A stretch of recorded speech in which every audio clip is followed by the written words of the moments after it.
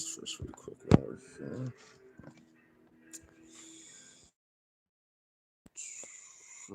There we go. Cool.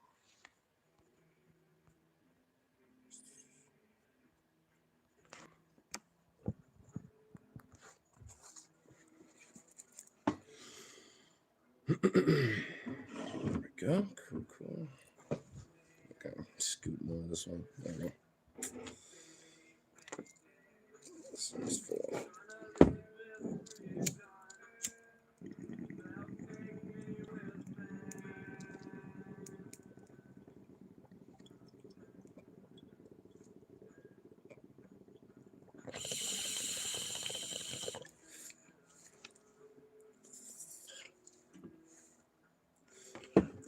Right there.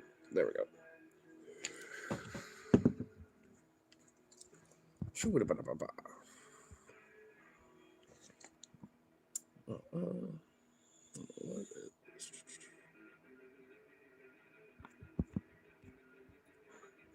What is this? Okay, there we go. There we go. Okay, there we go. There we go. Whoop.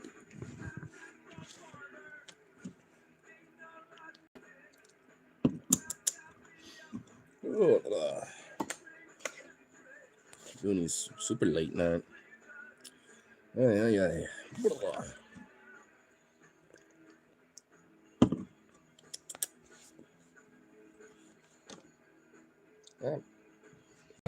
What the fuck? Loose hair was stuck on this little fucking thing. I'm a little fucking bummed though, because this stupid thing busted. And now I need to get another one. Another one of these stupid goddamn fucking phone stands. Yeah. I'm sure there's a way to fix it though. I'd prefer to do that before just getting another one. Boo. That is some shit right there. Well, actually, I think having this just kind of chilling on the table is a little better, though. Can actually kind of like just do this. Nice. So it's a little better, I guess. It's kind of have to move a little bit. I just have to figure out how to charge it once I need to do that. Actually, I should just get out of the way right now. For the fun of it. This thing's long enough. I think I should be able to just let it diggle dangle.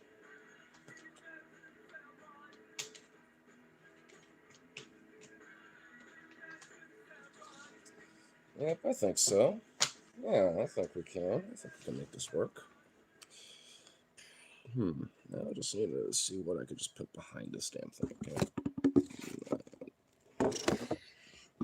I don't know what the... Is there anything left in that? Nope. Put that in recycled bullshit if it's just empty. You know, I could just use this. Just move this ever so slightly. There we go. There we go. Just have that. Hold her up like so. Just move it like that. There we go. Ah! My cam. Just do that. Yes. Hopefully it should be okay. Kind of ish. I need something to actually kind of hold it up on its side a little bit though. I shall use this burr until I'm ready to consume it to hold it up. Ah, come on. Do your goddamn shit, you son of a bitch.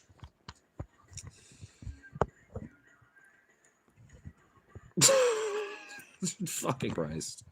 This is not exactly working like I was hoping it would. You know what? Hold up. Maybe I could still use this part of the original stand instead. Will that be better? Oh my god, it actually might. It actually might be Gucci. Hold up. Just gonna squeeze it back in there. Do that. Kind of, actually. Kind of. I don't want it like just sliding that way though. That's the problem. Like, motherfucker. Almost. Put my leather gloves on. Oh, my t-shirt on. Oh, I see what you're singing there. Some cop killer licks, some body count. Oh, no. Damn it. Almost. Hold on. I think I might be able to. Maybe if we just like gently. Okay, I think that all right. Now I just see if I gently do this just in case. Okay. All right. I think we're Gucci now. Alrighty, now I'm moving these beers over here though. Now have those for later. There we go. Not gonna ask about my leather chaps. Well, no. I mean, weren't you singing some out there, buddy? I guess not really, but fuck. Should. And also, leather chaps are already assless and stuff. I mean, I don't know. Like, what do you want me to ask them about it? Like, they're chaps.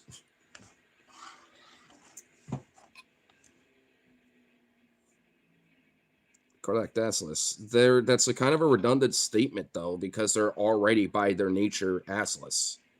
Like, chaps are an open space. They're, yeah, like, that's... How many horses do you have? My family used to have a few of them when I was a wee little kid, but none. One day I'd like to have a few, though. Sometimes they come with prosthetic ass cheeks. I'm sure, like, there are some that exist like that, but just regular old genuine chaps are, by their nature, just off the proxy, assless. Just right off the bat, pretty much. So...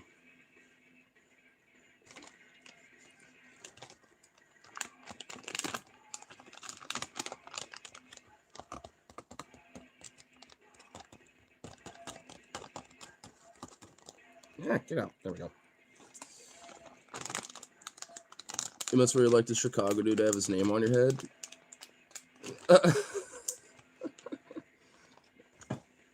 Huh? Yeah, I do, because it's not a dude, it's a place. It says Chicago Original on there. Like, I mean, that doesn't mean it's a person. At least I would argue that it doesn't. It implies that it's not a person. For the Alaskan wilderness, by the way. Oh, so what? You were just wearing him out, you know, just because he got to? Out in that Alaskan wilderness?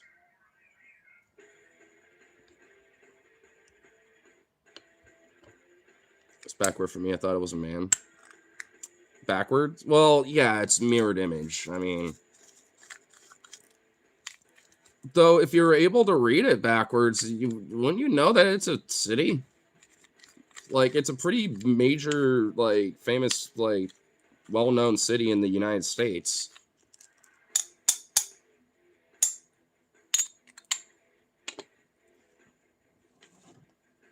Well, I will put this out there. I'm not from there, nor live there, or anything.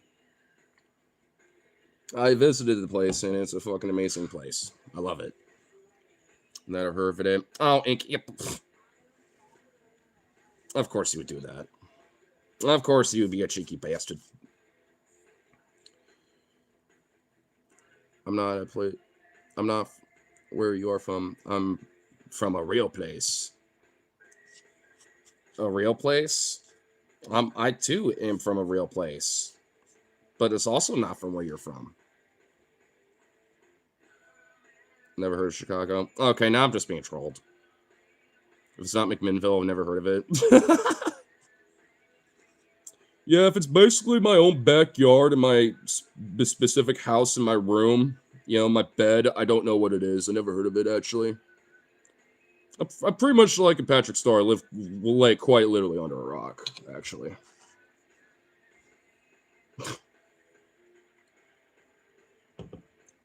We're on a planet? What?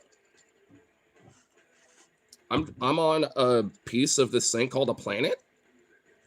And it has a name? What? It's called Earth? What the fuck is that? What?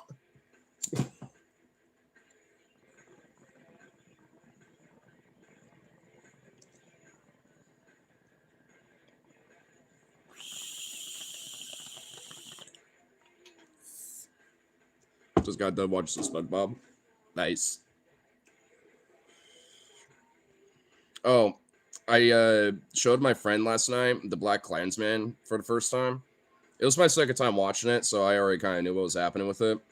But I wanted to show him because I knew he was going to love it. He was like, all right, that sounds interesting, actually. Yeah, we just had to set up his YouTube Premium on his TV. But once we had that set up, I was like, there it is. Let's watch it. And, bro, he was hooked on that shit so quick. And honestly, he was glad that there was at least some comedic relief in there, because that shit at the end of the movie, he was like, fuck. Damn, Spike Lee, you son of a bitch. You just throw this at me? What the fuck? Like, he was like, damn. Now I'm sitting here just like, yeah, bro. Shit hits, dude. Such a fucking good movie. And after that, you know, we just end up finishing up Primal, because he was like, you need something to show me out with, dog. I ain't gonna be able to sleep after that. So I pulled that up to finish that off, which that was a really good, like, oh, cliffhanger of a season finale, I will admit. I'm like, you Tarkovsky bastard. So there was that, and he comes back after, like, whipping some food up, about a loaded bowl, and he's like, I said to have something chill, and you're just whipped up Primal. We just start laughing, just like, yeah, well, it's a cartoon. I mean, it's not as intense. I mean, it's more just like, whoa, look at that insane shit, you know, kind of intense. Like, that's, you know, I don't know, a little different. After that, he went to bed finally. I guess it worked, and I just ended up watching a little bit of Samurai Jack after that. I got to the episode that the infamous meme of Aku going, how? Just like legitimately like flabbergasted, couldn't kill Jack with his own sword. And I'm just like, dude, I love that meme. I had to replay that a few times because it's just hilarious. If he's literally like, what the fuck? How are you not dead? What the fuck? Like, you were supposed to die, you fuck. And what's hilarious about that whole episode, he could have won right then and there. Aku could have literally just taken that sword, hid that fucker where Jack can never find it, like literally teleported to some fucking asteroid or some shit, and there you go. You know what I mean? Like, boom, Jack done. Like, he doesn't have to die to be like, well, now you can't fulfill your destiny. You have failed because now you're not going to find that goddamn sword. You know what I mean? Like, Aku literally could have just been like, it's mine now, fuck you, and left. But no, he was a petty bitch. And I forgot which episode, but I know, like, near the end, I think, like, the 5th season or something, there's, at one point where he breaks the 4th wall, he's like, we know how this works, Samurai Jack. You're gonna do, the sword, and we're gonna fight it out. I'm gonna, turn into some small thing and be saying something like, we will meet again, Samurai. And then I come back after a week, and we repeat the process. Which is basically like saying, hey, every episode next week, it's the same shit. It's basically, it's a 4th wall break. And I'm like, dude, I love Aku. For a villain, and even his name directly translated in Japanese to evil, like, he's kind of a cheeky, funny, awesome guy, honestly. I like Aku. Where's the beer holder case thingy? Huh? What? I have this. Like, I mean, it's in my gut. Why do you think I'm drinking this? Stomach's the only beer holder you need. Damn right, Inky knows. Take on Charlie Kirk. I don't think he should have died, but I think he's also a detestable racist piece of shit and a bigoted fuck. It did not like any of, his politics for the most part. But nonetheless, he didn't need to be shot. So, but you know what? Since it happened, I'm not gonna feel bad or like cry a tear. And yeah, I'm gonna make jokes too, because he couldn't win a debate to save his life for a long shot. You know what I mean? I'm gonna make jokes about it, like, but at the end of the day, shouldn't have happened. But what the fuck, I don't care enough. And frankly, I'm kind of surprised people still give a fuck about him. Even on the right, like, honestly, at this point, the only people that still do is, like, Candace Owens and her weird little clique of people that think there's, like, some sort of conspiracy on his death to the point where at least Candace Owens is literally broken down to the point of just, like, thinking, he's a time-traveling spirit or some shit. Like, she is off, like, in Looney Tunes land. Like, in Alice in Wonderland shit. Like, I don't know what the fuck she's on now, but, like, she's in, like, fucking cuckoo world, when it comes to, like, post-Charlie Kirk. Like, I mean, if you don't believe me, go watch a few of her things specifically about, like, him. Like, straight up. Can't so key about him. Inky, didn't we have this conversation once? Oh, ooh. That was like a foam burp. A furp. Whoa, ugh. That could have been bad. But yeah, like I said, didn't we have this conversation once, like a week or two ago? I'm pretty sure we did, because literally in a vacuum, if I didn't know her politics were fucking like borderline Nazi-like and fucking crazy, especially of how unhinged she is now, you know what I mean? Yeah, there's something about her, man. She is a little bit of a baddie. I ain't gonna lie, Googling how to time out another mod. I think you could. There's two different levels of modship, and I think there's like the standard mod, and then there's one above that. I think those ones, can time out other mods. I mean, they can't like ban them or nothing, but you can time them out. I mean, I could do that. I can override and literally time y'all out if I wanted to. She's pretty, that's all I'm saying. My only thing is her eyes. I don't know what it is, but there's something about those eyes that just throw me off in a way where I don't like. But frankly, other than that, though, yeah, she is a baddie. The reason why, though, with her eyes is because she's fucking crazy. You can't take that out of her. Like, you can just see that in her eyes and in her essence and just be like, you're a fucking cuckoo bitch. Like, you're crazy. I like me some crazy, but you're a little too extreme. You know what I mean? Like, whoa. Can't have that. That's a little too much.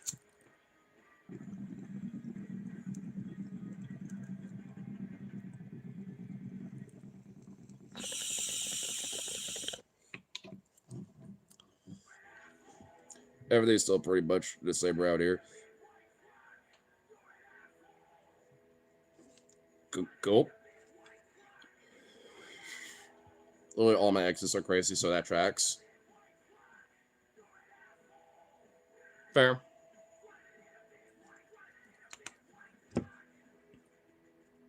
Can I save your life today? No, I don't need save. What? Who are you?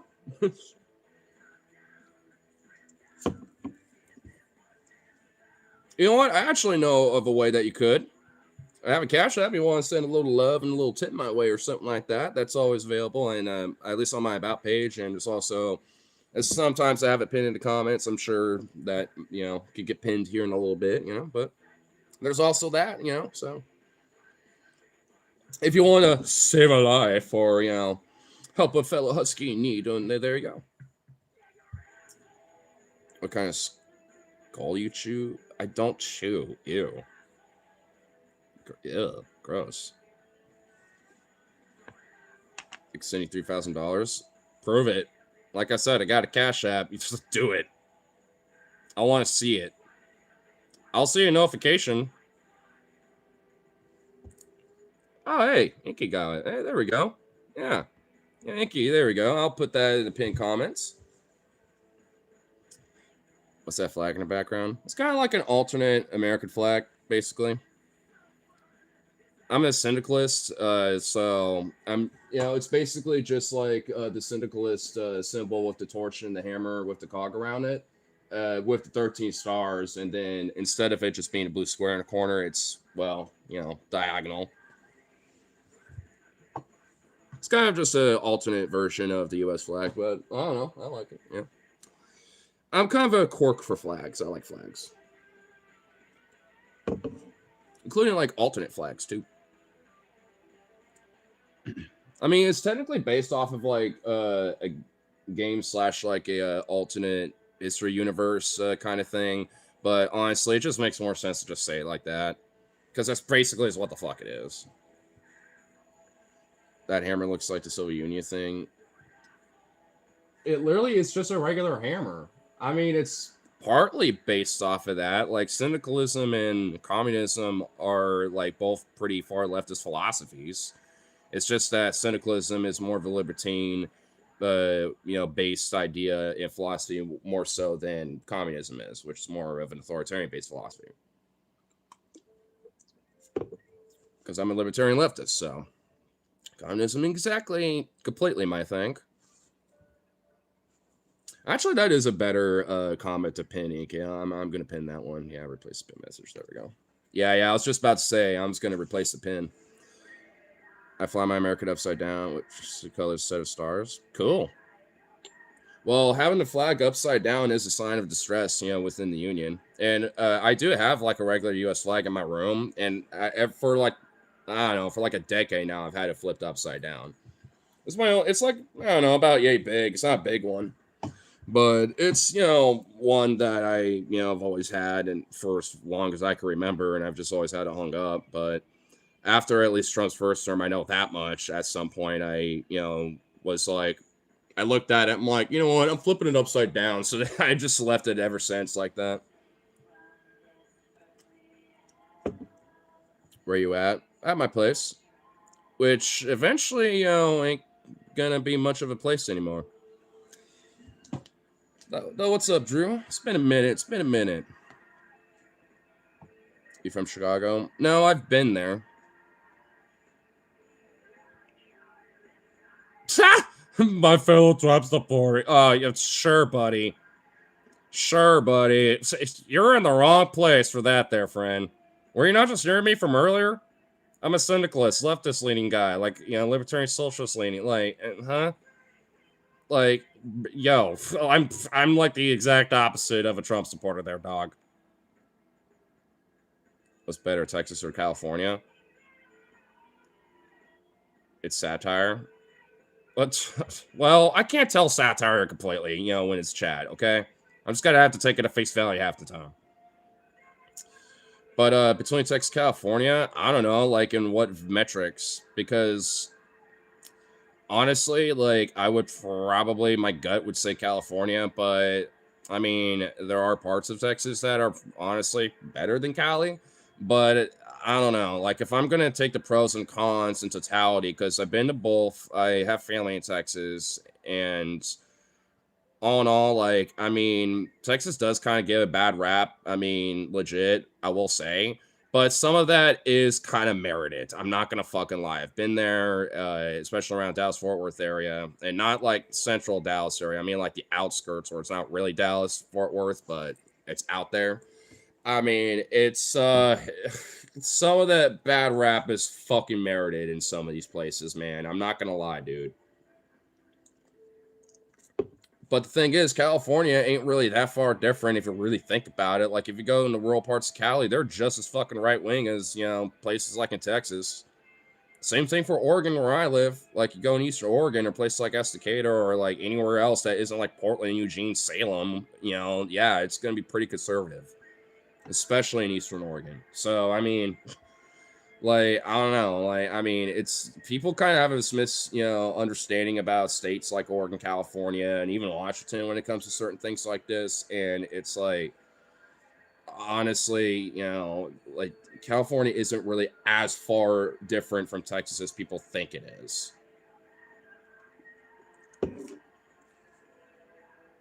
Not saying that they're the same or nothing, but, like, let's say, hypothetically, they were to be their own independent states, like, both of them separately, they can hold their own. I mean, Texas probably maybe not as much, that just depends how they do it, but California easily could. Like it's already like what, like the fifth or fourth largest economy in the world if it were to be its own country. It's not worth it. The rest of your country wouldn't be so divided over it. Lamau. Wait, what? Did I miss something here? That's what happens when you ignore dumb shit in the world. I mean, sure. I mean, I'm not going to entirely disagree with that, but at the same time, it's like, it's worth paying attention to. At least, you got to pick and choose, arguably. And I do. Like, I ain't going to pay attention to every goddamn fucking thing going on. But I think it's important to at least, understand and at least try to learn these things. Radical leftist? I mean, I just call myself a leftist. I mean, radical? Sure, I guess.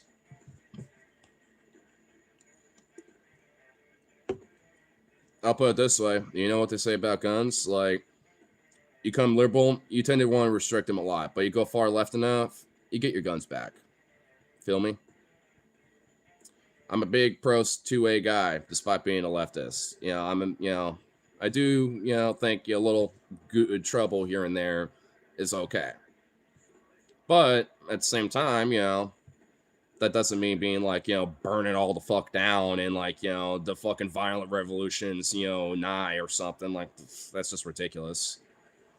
That's silly. I ain't no oppression that's fucking happening, but I do find the importance and value of certain things like, firearms and good trouble, action and stuff like that. Because arguably something like doing a little rally or a protest, especially if it's like a one-off thing, ain't really going to cut it if you want to like, voice your concern. Sometimes doing a little good trouble here and there, is a good thing to do that, especially if it's going to be a one-off. If you're going to have a one-off, make your damn point.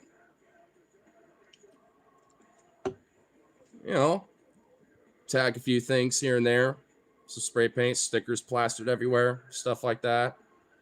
Nothing that's like utterly destructive, things to clean up and shit like that. No big deal kind of thing, but still good trouble stuff. What's the flag behind you? I mentioned it earlier like 5 minutes ago. It's basically an alternate American flag. It's a syndicalist based kind of flag. That's the syndicalist Liberty Torch and Hammer. And the 13 stars around the cog. So, it's just an alternate American flag, basically. Based. Well, hey, I'm a Cindy, after all. And a wobbly, too. And honestly, even though, I'm not, I'll say commie, too, because I get called out a lot. And Antifa, oh no, the boogeyman. We're talking about your place. Oh yeah, with here. Well, you still have my number, don't you? Because at some point, we should just like call up or something. But the TLDR is that eventually it's going to be sold here soon, and I'm going to be moving into an apartment somewhere here in town still. But nothing's completely set in stone quite yet, but it's in the works pretty much. I just don't know a time frame or anything yet. There's other things and other shit that have to happen first and all that before all this shit's set in stone.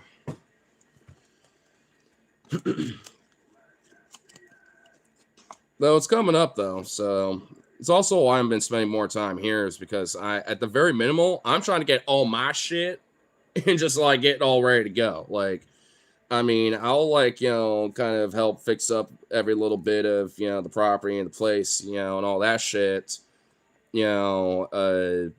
As needed, but I'm getting my shit and stuff I want to take and keep personally, and I'm going to like, tag with like sticky notes or something like, I want this, or some shit, and like make sure that it's, given to me or something, because like, there's a lot of things here that I definitely want to keep for sure. Like, this is really badass painting that's over here. I mean, I could probably try to show it off, but I'm charging my phone right now, so maybe another time. But like, it's this really big painting that's over this fireplace over here that is, I think my mom, or at least her dad, had from an artist that gave it to him, and my mom's had it ever since. It's just, as far as I can remember, it's just always been there, and it's never moved since being in that spot. So it's one of those things where I've always, taken a lot of like, attachment towards, and I kind of want it. Like it's something that reminds me of my mom, my granddad, and the house too a little bit. So it's a memento I want to keep. So there's definitely a lot of things I want to keep around here for sure. So I'm like, I'm tagging stuff I'm keeping, but beyond that, I don't give a fuck what you toss at this point. Just maybe keep certain appliances and maybe some furniture that's okay and decent enough so I can, have that too, So I don't know. It's one of those things where I'm like, I need to make sure I'm Gucci too, when it comes to that. Yeah, smash that like, we've been having like off and on from like 9 to like 8 to like, 18 people. Like, we're having like a nice little steady little back and forth going on here tonight. And also, if you want to send a little love my way too. And also, actually, now that everyone's here, my goddamn stupid fucking stand, this part busted. So now this is a little flippy floppy fucking fish. So I'm a little bummed about that. I mean, it's a $20 like cheap ass fucking thing, but whatever. So I'm like, unfortunately to be expected. So I'm like, hey, I need a little moolah love to get another one of those bad boys. That directly invests into this and makes it better. So I don't have to fickle fuck with this shit where I'm like, is it balanced correctly? It's, that's just ridiculous. So that makes sure it doesn't happen. Yo, from Israel, son in love. Oh boy. I'm sorry, I'm not 100% how I feel about you unless there's a question that can be answered here. What's your thoughts on what's going on right now in your general region of the world? I'll just put it that way. I'm just gonna put it like that, just because I'm like,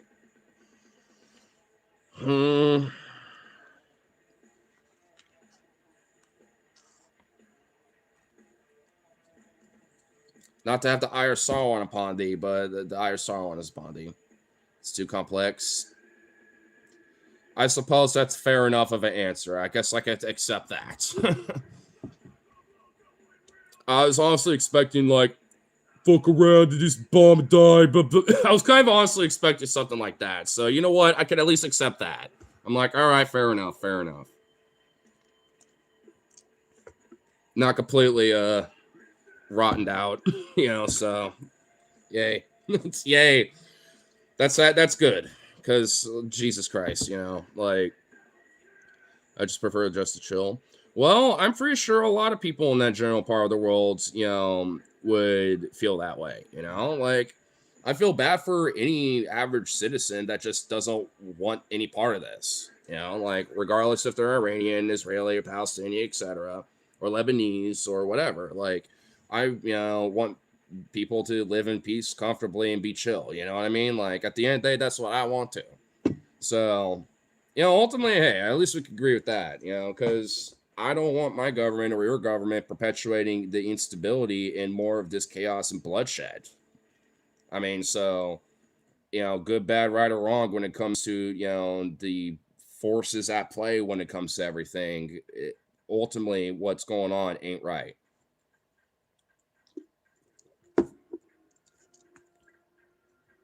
Satan did nothing wrong.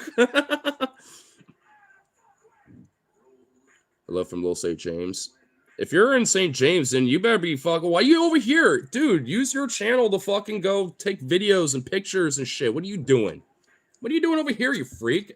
If you're at St. James, go fucking, whistleblow some shit. Find some stuff, dude.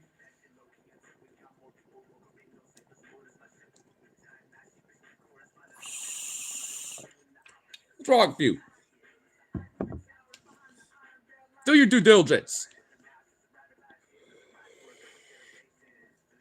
More and more reports are coming out that Netanyahu's Reto. Well, I know this much. He's fucking beyond local. He's crazy for local.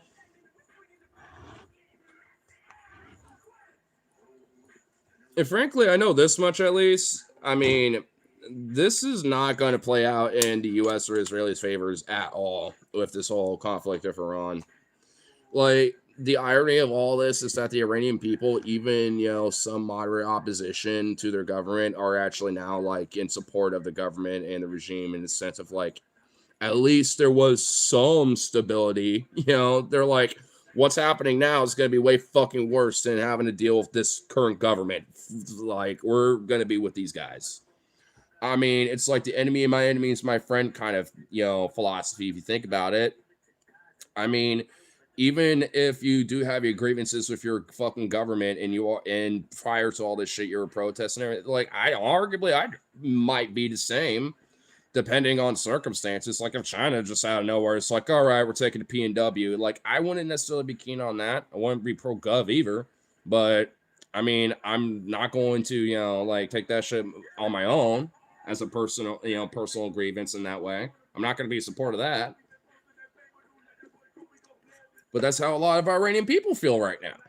Like, hey, I'm not a fan of my government. I don't really like them that much. I got my problems, but I don't want like the U.S. or Israel fucking invading me either. You know, like it's the same principle. Nice woman, sir. You don't understand what, like what you do realize that hair is a thing, especially for men historically, has been pretty long. It literally was up until about like the 20th century, literally during chemical warfare of World War I, the reason why the crew cut and clean shaven, you know, man was, you know, seen as attractive because you need to have a gas mask that can fit your head, and long hair and a beard doesn't exactly help with that. Are you trans? Are you a transvestigator? Who the fuck are you, you weirdo? You don't even know what a woman looks like, you sad, pathetic little insecure bitch. Oh my god, this is we got a special one here. I was literally about to just straight ban him. Oh, you just signed him out. All right, that works. Oh no, Rose was like, fuck off, and banned him. Yeah, like they don't even understand what a woman looks like. I'm not trans, and shocker, men, you know, can look many different things.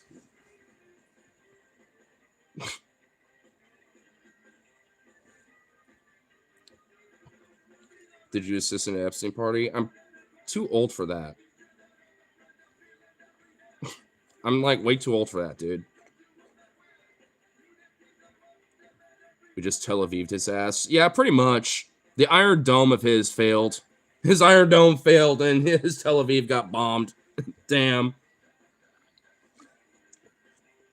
Woman. Bangs head on anvil. Woman. Boom, boom, boom, boom, boom. Yeah, that's basically just what happened, dude. Like, what a fucking actual unironic troglodyte. Like, dead ass, dude. Like, I mean, I've met some transvestigators in here that actually at least had a brain cell too that might have been messed up a little bit, but at least were kind of working. That dude just didn't have any brain cells at all. If there was one, it literally was just hitting itself on anvil like dirt. Like, Jesus Christ. Like, my God, bro. Like, I mean, I usually don't like flip over some shit like that, but I just have to on the sheer secondhand embarrassment. I'm actually embarrassed for them, and that is saying something, like dead ass. If it wasn't for the sheer just actual troglodyte homunculism that we just saw and witnessed before our very eyes, like, I really wouldn't give a fuck. That was just diabolical. That was insane. That was just bad. I mean, Jesus Christ. That was insane. And you wonder why I got my cash out. I get a little love every so often, and I, you know, do what I do because, hey, you know, I've been around the block. I know how these things work. And hey, if I get a little love and chat for it, then even better. It just occurs to me to keep doing this because it's fun. I mean, a lot of times this shit is just fun. These trolls really are funny. Like, I get bricked up just like, ooh, You know, like it's, and what's even more hilarious, they think they got me. You know what I mean? They think they, you know, like, oh, Cap, you're just, you know, fucking, you know, trying to like, you know, cover and stuff. Oh, you're insecure. Oh, you're just projecting. But like, they are trying to think that I, like, am somehow insecurely trying to be like, no, it's like, yeah, do you know what a very secure, confident person looks like? I mean, they don't have to literally be like this macho bravado motherfucker. You know, they don't have to be that to be, you know, this secure, confident person. You know, like, in fact, arguably, you know, the need to be that way isn't really as needed if you are a secure, confident person. Because you don't need to present this big macho bravado because, you know, you have to, like, you know, hide behind it in some way. Because most people that know how to fight or like know how to handle bullshit usually aren't trying to project it and be like, I got that, yeah. You know, they're not like that usually.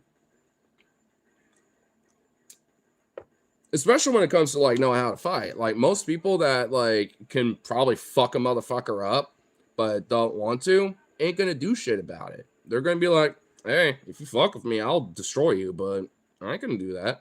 I'd rather use my voice. I'd rather use my tongue and like talk to you and de-escalate the situation in that way because I know I could hurt your ass and I don't want to do that, you know, like kind of thing. I mean, you know, it's one of those things where it's like if you just know what you're doing, it's not that hard. I mean, dead straight up. I've literally have gotten out, even in real life scenarios, you know, out of just straight up where could have been some stupid dumb fuck, you know, bullshit, just on the verge of just de-escalating by talking and just being like, you're kind of being dumb, bro. Like, dude, I'm calmly talking to you right now, dude, and you're escalating and being like, you know, trying to see I'm the asshole when I'm calmly just trying to, you know, explain the situation to you. Like, even when I recognize I might be wrong in something. You know, like I'll take, you know, whatever blame, but like, yo, I'm trying to be reasonable and talk with you, dog, and you're being a dick. And 99% of the time, they fuck off and they realize that they're a dick. So it's not that hard. I've been around the block way too many fucking times with this shit. You know what I mean? And especially just on the internet with trolling, like especially on here, it's just more fun because I don't necessarily need to de-escalate. It's not like a one-on-one thing where you're in my face. And even then, sometimes I will troll around just because it's like I ain't gonna see you again. Who gives a fuck? But like, you know, I mean, more often than not, I mean, especially around here, it's a fun little back and forth, and I enjoy it. I mean, it's a good little reprieve, you know, honestly. Stay triggered, Bob Brains. I mean, oh shit, for real. 80% of us are not fit for the draft. We are sheeple. We're not tubs. We hide behind our government. Uh, why would we want the draft back? When I'm okay, hold on. Oh wait, hold on. What I'm talking about has nothing to do with being like, oh, we need to be like, you know, military men or something. You're like, no, what? Did you misconstrue something I'm saying? And frankly, if there was a draft, I hope most Americans aren't fit for it. Like, I mean, I know for a fact I can actually get out of that. And I mean, I'm not even age eligible anymore. Like, it's 18 to 26 or 25. I think it's 26 is where you still technically have to register for it, but you know, you're not going to immediately be a part of it. So I'm well beyond that. So unless they decide to raise the age, which they haven't, but I've heard they're thinking about it, I'm good. And even then, I'll be fine.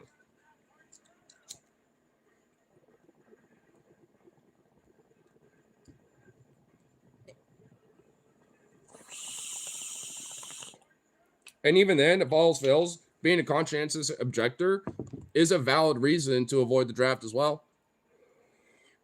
There's plenty of people that, you know, for valid reasons were conscientious objectors. So, I mean, at the end of the day, you know, there's ways to get out of it.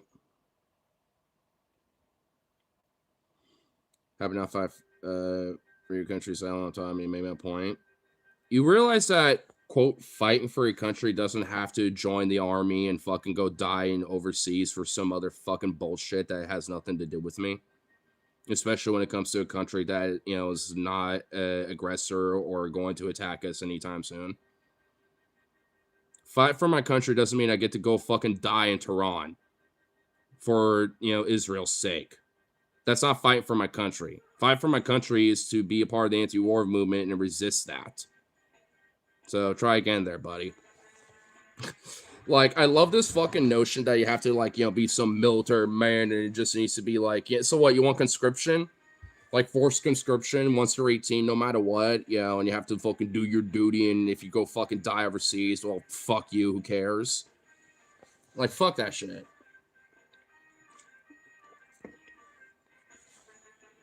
If they let him draft us, it'll be that much sooner. Someone. Well, just careful there, Inky. Frankly, I mean, I've even talked to other people that I'm good friends with at, you know, a couple bars the last few nights about this. Even when I went to the pool hall the other night, and I was talking to a few people about this whole thing with Iran, the draft got mentioned. The idea about maybe they get reinstated. And everyone, you know, essentially was in agreement that, like, yeah, there's going to be mass protests, including probably even fucking riots, to the point where it would even lead up to a civil war, at least a soft one. Because, you know, think about things like the Kent State Massacre. Like, our own troops have already fucking slaughtered our own citizens historically before in the past. You think they'd do it again? Of course they would. I mean, maybe not so much anymore, because there are a lot of people in the army that are there just on the virtue of just like, I'm just here for college. I'm here so I can get a trade job after this or something. Fuck, you know, doing military shit. I'm just here for the trade. You know, like, a lot of people are in it for that. You know, so maybe not as much, but you don't think there's some motherfuckers out there that are like, you know, like itching, you know, to fucking serve their country and pull the trigger on a motherfucker? Like, there's plenty of motherfuckers out there like that. And that's not exactly a comforting thing to know. Especially, you know, if, like, how ICE and DHS has been operating lately. I mean, yeah, there's plenty of people who are more than happy to fucking, you know, sign up for shit like that. It's already been happening with ICE. With Jose Ortiz, with fucking Renee Good, Alex Preddy. Like, it's already been happening. That's the one you say, no, didn't they did. What? We talk about what with Iran, like, retaliating with tit for tat because Israel and the United States attacked them. They're doing tit for tat. They're, you know, responding to everything, you know, that Israel does and the United States does when it comes to attacking and escalating the situation. The U.S. and Israel started this. That's what happened. If it wasn't for them, you know, just surprise bomb shit, and, you know, like, I remembered I was streaming when the breaking news fucking happened. It was like I was streaming basically when that was going on, and then a bunch of people, Inky can even attest, because he was one of the people that was bringing it up, being like, "Yo, this is happening," and I was like, "No fucking way!" And I looked it up, and yeah, it was happening, like, right in the middle of me basically streaming that night when it started, like. It was the U.S. and Israel that started that. And then at that point, you know, it was just like a tit-for-tat escalation that Iran was doing from there. Which, yeah, it makes sense. And especially with the leader now, whose father, his daughter, his wife, a lot of his family members are dead because of our actions. And you don't think this motherfucker, who's already pretty adamant and way more hardline against Israel than the United States when it comes to geopolitics, is going to just switch his tune? He's going to be way more hardline. He's going to be way more petty about it. And he has every right to be, as far as I'm concerned. Like, he should, as far as I'm care, let him. I mean, like, we're about to send, like, 2,500 to maybe 5,000 Marines to Karg Island and some of the coastline of Iran to put boots on the ground, you know, to establish some beachheads and shit, which, by the way, is nowhere near enough troops for doing that. They're all just going to be slaughtered and killed just to, you know, justify more of an escalation in this conflict. They're just fucking cannon fodder.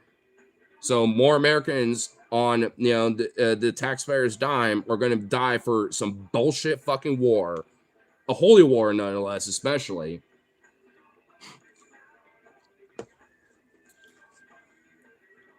I'm in the middle of the stream. Are you okay? Are you? We're talking about politics and geopolitics here. Are you fine? You're the one who initially brought this conversation up, buddy. The whole point of streams like this, especially ones like mine, is to talk stuff like this. So, is it considered if your opinions that's our country? What are you talking about? What? One, what opinions specifically? And two, like, that's our country? Not mine. Not the one I, you know, was supposedly raised on, you know, and grew up to believe in what it was. And especially with, like, you know, how, you know, it is, even despite that fact, I don't like it. And mine, including majority of a lot of different people, you know, have the same opinion broadly and the same sentiment of that ain't cool and that's bullshit and I don't like it. And we are not represented when it comes to our values and our beliefs, you know, as, you know, people in this country. Majority so. Like these fucking evangelical death cultist Christians and these fucking like just outright fucking fascists are the ones that are like, you know, like, oh yeah, they represent everybody here. Bull fuck shit.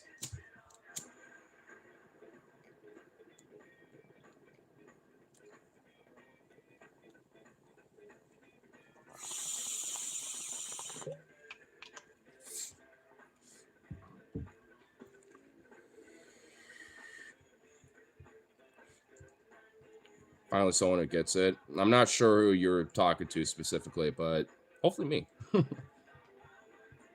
It's okay. You're still young and hungry to have your opinions about how to fix the world.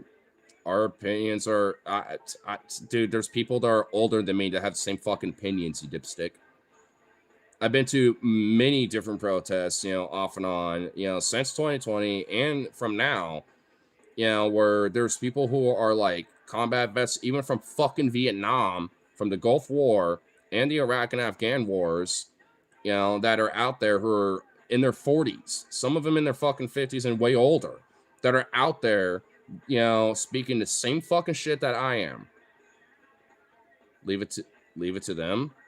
Why do you think they're out there? Because they love that there's people like me, the youth, that are also a part of that. Dipstick. What, do you think the civil rights movement was just a bunch of oldies and old farts from World War II or some shit? Plenty of them are college students. The Kent State Massacre, for example. The civil rights movement was built on labor movement and built on civil rights movement. You're not a part of anything. You're not a part of anything, dipshit. I'm a part of various different things. You got no right to tell me what the fuck I am or not a part of. Huh? You're the one that started this. So, like, you like if you got like something to like, you know, complain and be specific about it, outside of like you're just a young buck and just dismiss it, and that's on the virtue, that's not enough. You actually, you know, like if there's something to rebuke, then actually rebuke it. Use substance. Like if there's something specific, critique that. Because this shit ain't gonna be it, Chief.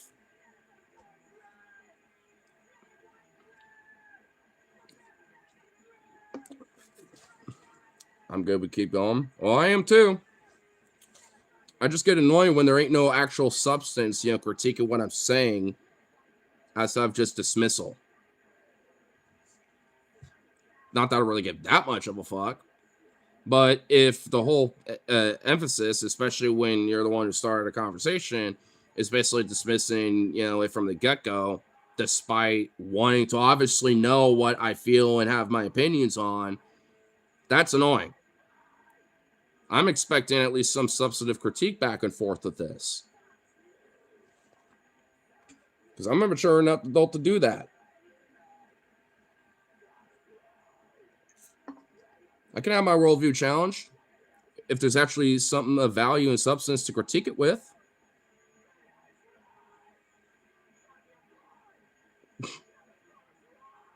Jesus fucking Christ. There's literally no point, is there? There really ain't, is there? It's okay, little guys. Yeah, you're the one in my fucking chat, dog. Like, just doing your random ass little thing, probably scrolling around from different little lives, and that's it. Like, and I'm the little guy here.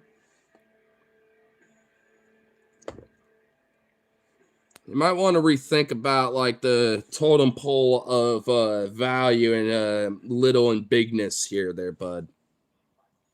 Just a little bit.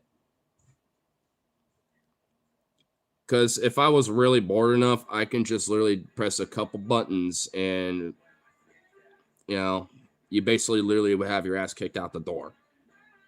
So, I don't know who's like the little guy here, but it sure shit ain't me. It ain't me. I ain't no billionaire, so no.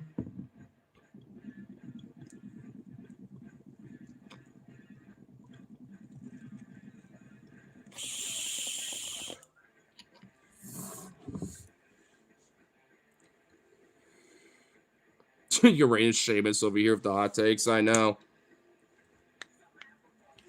Those hot takes, bro. I'll turn this up, though. It's a good song. It ain't me, babe. It ain't me either. I'm trying for it. Then do it. Where's your hot take? Because the dismissal ain't hot takes. That's just, I don't have enough of a brain to really, like, particularly, combat what you're saying. So I'm just going to be like, you're a little kid or something and read something. Like, if you're going to try it, then actually try. It ain't that hard. Even if you're a little one-off dismissals, I can still at least critique it in a sense. You know, it's like, come on. I'll even do you another one, when it comes to like, oh, little kid talk. What about the fucking, child workers, when child labor laws weren't a thing yet? Who do you think started that?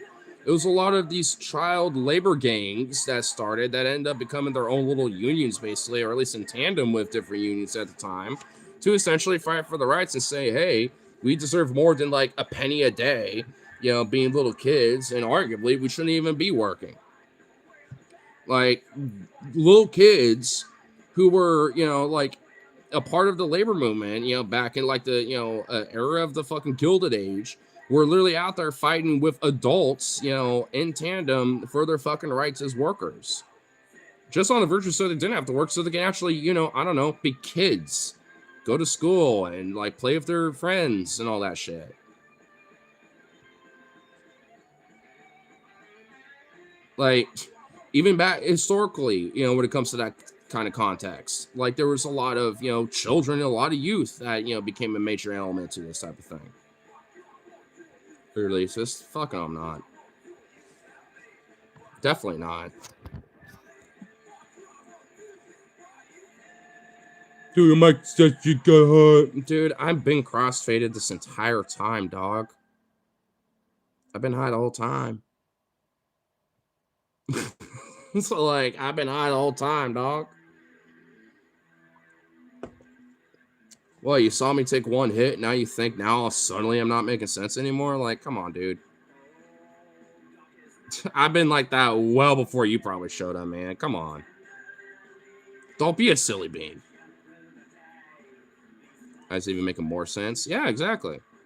You know what also makes a lot of sense? Giving a little sweet love, doing a little dono plug here.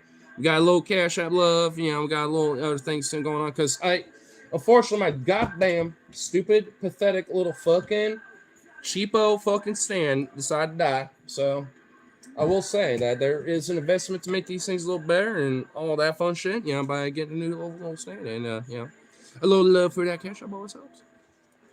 And also, for some music stuff, maybe, and all that shit, like for pretty badass, like the love and the investment's always good. And it always makes these a little better and it makes it more fun and more interactive. And also, at the end of the day, it always just encourages more and gets that hype and energy going because, like,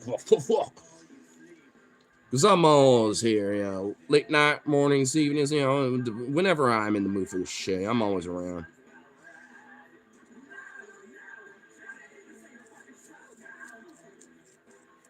If you're a triggered boomer, hit up that Cash App. Yeah, if you're a triggered boomer who thinks, oh, little kid, probably needs to, like, learn a little more, maybe go back to college or something, the Cash App there too. Invest in my college or something, I'm telling you, there you go.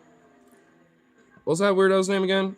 Supernova Smith. Yeah, like, hey, if you think I'm a little young buck that just doesn't know what he wants and is an opinionated weirdo that just needs to, like, just accept the system or something, then, put in my college fund or something. I don't know.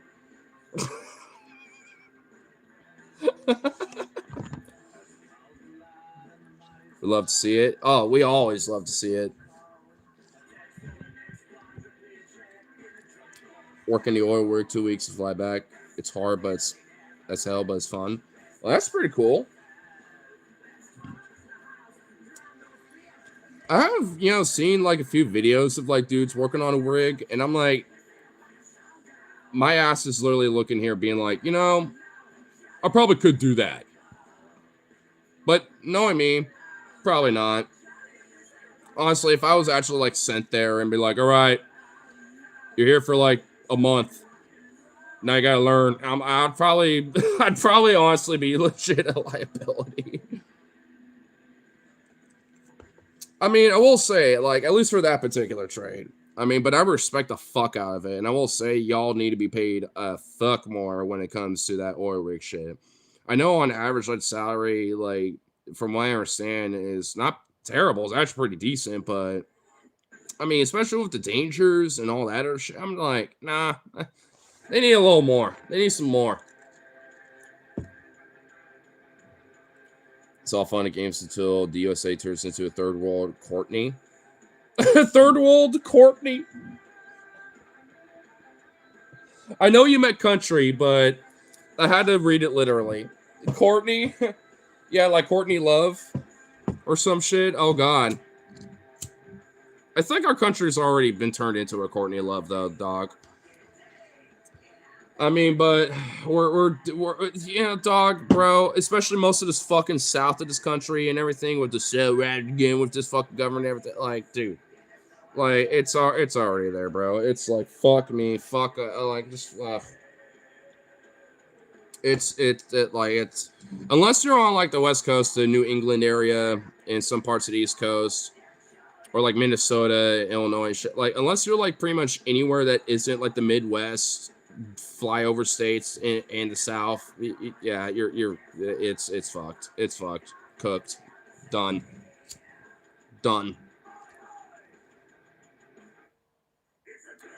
So, oh, my bad. It came in a bomb like a stop a homeless person. Now I get it. My bad. Damn, you can sword in this dude. You're still here? I thought you fucked off, dog. What are you still doing here? Shame is triggered later like a comic show. Oh, yeah. I moved on from your ass, bro.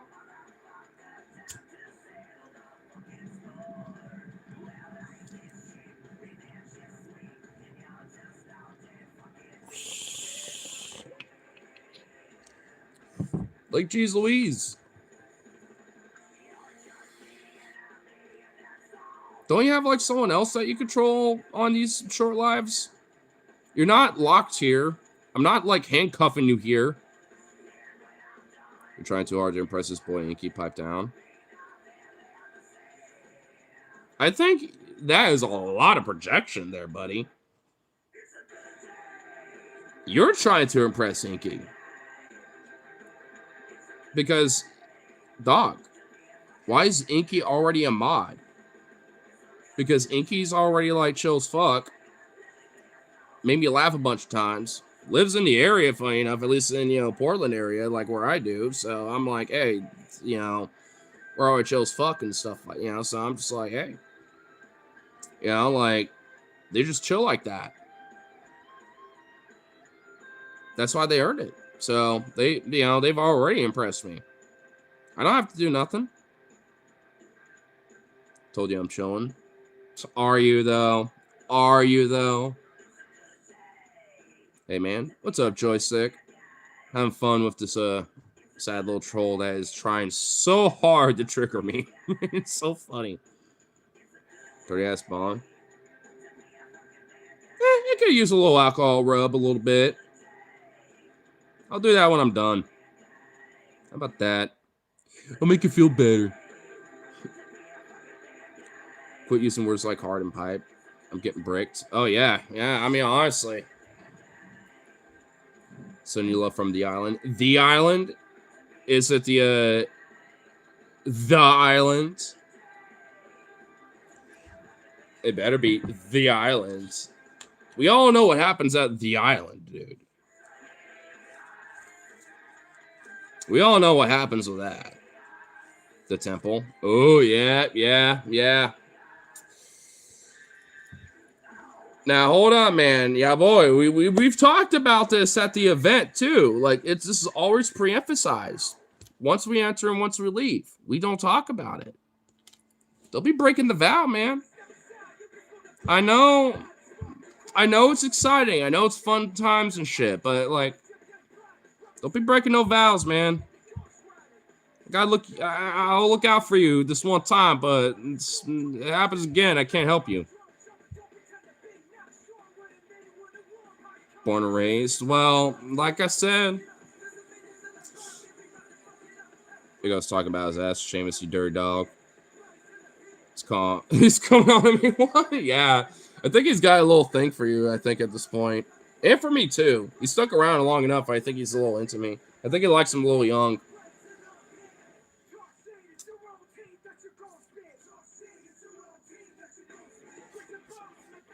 I will say, like, hey, you know, if I had to take a random little assumption, this guy's probably a little MAGA. I'm not even going to lie. When it comes to Supernova here. And if that's the case, then it makes total sense that he likes him young. And the thing is, I'm not even that young. I'd really actually be too old for them. I'm about to be 29 later this year. So, like, I'm way too old for the broader Epstein class of affiliates and defenders and shit. You know what I'm saying? Like, I don't know. It's just my youth, I suppose. I mean, I do have, like, a little bit, you know, some of that baby youth a little bit. That baby Ruth youth. But, hey, you know. It ain't my fault. Oh, yeah, dude. Supernova's triggered. He has the middle finger emoji. Keep trying, get better. Yeah, no. He's got you. I thought you were chill. Oh, my God. Oh, shit. Someone's getting a little flustered. Oh, shit. Oh, damn. Oh, you fuck.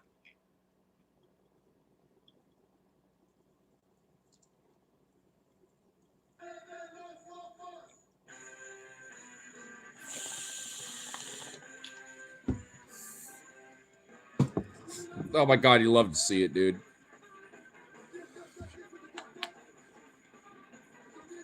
Don't live with my parents? Well, I don't either.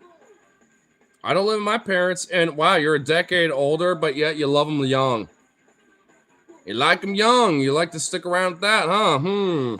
Interesting. And wow, I totally called it. You are a Trump voter. Wow, so you're not helping yourself at all. You know that, right? You really aren't. I nailed you down to a fucking T. And yet you can't even nail me down for a fucking, like, you know, peg in a wall, dog. Like, Jesus Christ. I bet you don't know, like, an ass from a hole in the ground, dude. Like, oh my God. This is just beautiful. Do you realize the art you're giving me right now? Like, the poetry that I'm having? You just can't, dude.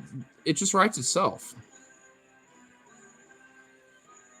You should be in a registry. I guarantee you that if I were to, like, find out who this person's real name was and stuff, I'm assuming Smith is probably a part of that name, like, which so sadly is so generic. It's such a white name. Like, I mean, like, I bet, dude, if I were to find out and I had, like, that magic 8-ball to find out all those deep secrets, man. Guarantee he probably already is. Oh, absolutely. Do you prefer sourdough or dildo? Oh, you ligma to me, you fuck. Oh, you got me, you cunt. Oh, Stephanie Nicole, you cheeky cunt, you got me. Oh, I am the art of the ligma, and you got me. Fuck. No. Fuck, you got me. Shit. See, if Supernova Smith actually learned anything, that would, how you would do it. Jesus Christ. And I know the art of the ligma. Fuck, and I should have known it. Damn it. Oh, I got. Fuck. Damn it. You know what? I got it. I gotta hand it to you on that one. Fucking hell, you got me. I caught on. I was like, wait a minute. And then I was like, oh, fuck, you got me. Shit. Because I was about to answer that so sincerely until I was like, wait a minute. I knew as soon as I read it. I only read halfway through it, and then I read it out loud. I didn't read all the way through it. I didn't read it all the way through silently in my head before that's that. Oh my God. I could have caught it. I could have. Sourdough. I mean, sourdough bread. But that's how you do it. That is a proper ligma. Don't put that on me. No, I ain't putting nothing on you. Like, well, no, wait. For you? No, yeah, no, I'm gonna put it on you, Supernova. No, not for, yeah, I'm gonna put it on you.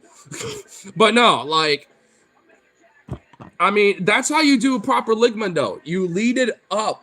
You got to do a lead in, and then you throw it in, and that's how you do it. Like, Stephanie just fucking had a perfect grade A+ ligma, S tier ligma right there. I mean, because do you prefer sourdough? Like, that's just an innocent part of, the ligma. Like, that's perfect. And then the dill, though, because you think of dill, like dill pickles, stuff like that, you're like, immediately, in the immediate hunch, you're not going to think of much about it. Until you say it.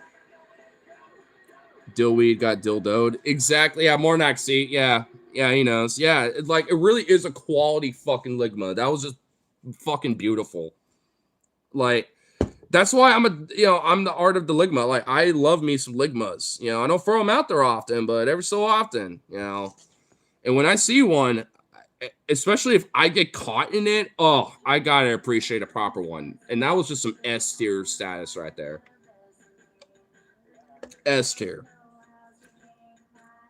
And also, I love how Supernova's still trying to, like, dog on me about this whole thing when it's like, no, I'm respecting the game.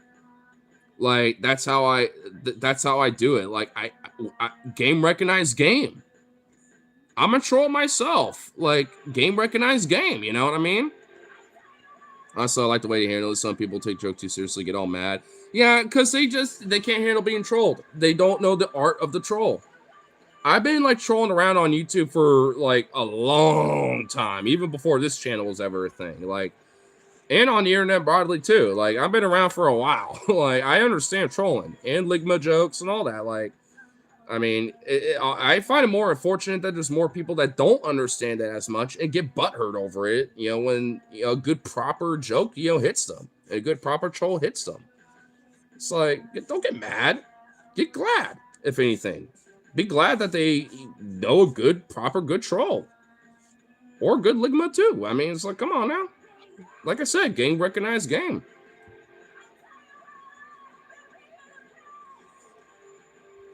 He just you short-circuited there, buddy. Are batteries not included with your brain there, bud? What happened? I think we broke Supernova finally. Hopefully, maybe. I'm still surprised that motherfucker's still in here. Because I know this guy's still trying to troll me. And he's just not. Like, it's actually kind of sad. That's why I haven't even timed you out or banned you anymore. Like, or even bothered to even say anything about it. Because, like, at this point, I just kind of feel bad for you. Come on, Supernova. Like, you just saw a quality S-tier fucking troll just happen a few minutes ago. And you still, like, don't have anything. I mean, come on, like something. I'll even do you one better. I'm a furry. I mean, the Ignore Husky in my whole channel name and everything should probably at least infer it, but come on. Well, infer it, uwu. But, you know, come on now. There's even that. Like, show me. Come on, there's gotta be a something in there. Something. There has to be a neuron or two in there, dog. Come on. I'm actually trying to encourage you at this point.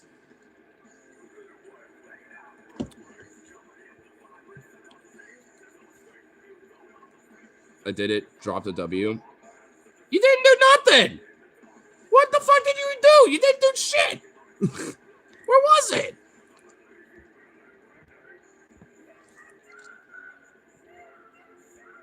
Unless it's a, you know what? Here, let me do all messages. That would probably assist it here.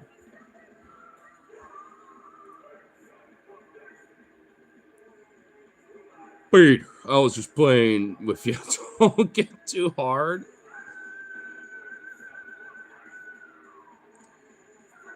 How? If so, then that has to honestly be like a genuine, like, elaborate troll thing. But no, I don't believe it. He dropped a W for W's in chat for the ligma. Well, if you recognize the game, then fucking do something with it, though. That's literally what I'm saying.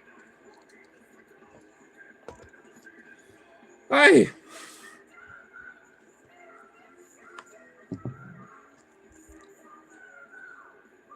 Like, I want to, I just want one. At this point, the IRSR is on the virtue of you just having, like, one. Even for a ligma. Like, I want to see one. Just one. I want to see what's there. I know there's got to be something in that little skull of yours. You unleash a little something. I mean, there's got to be something. Come on now. Come on, guy.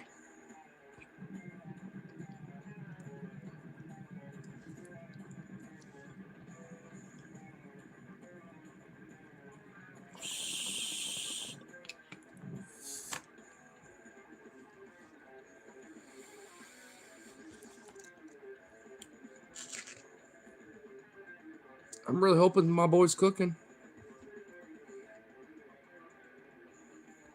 The better be. I just want one. That's literally all I want. Have you ever tried a Dipmatic?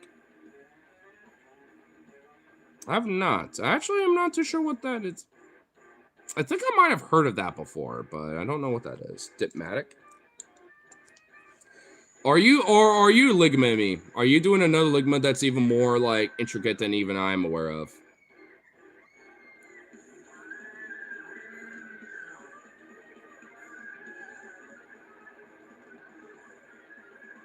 It doesn't sound like it though.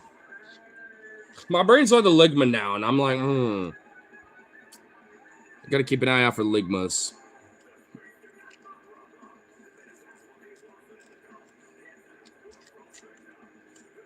We're both stones just talking crap. Oh, we're both stoners talking shit. Is that what's going on? Being both stone bros. You know what? Actually, I can actually respect that, actually. You know what? Fair enough. Fair enough. I will say, though, a little adaptation to the trolling and egging it on and all that, you know, could be a little advice, but, you know, fair enough, fair enough, fair enough. I could seize it. Show the mullet. It's not a mullet. I mean, it's a little funky because of the rain and everything, but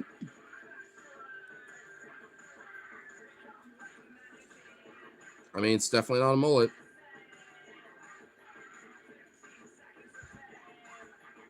I'm honestly at this point kind of half tempted to just say fucking and do that, though. If I do, I'm going to go to a barber for it, though.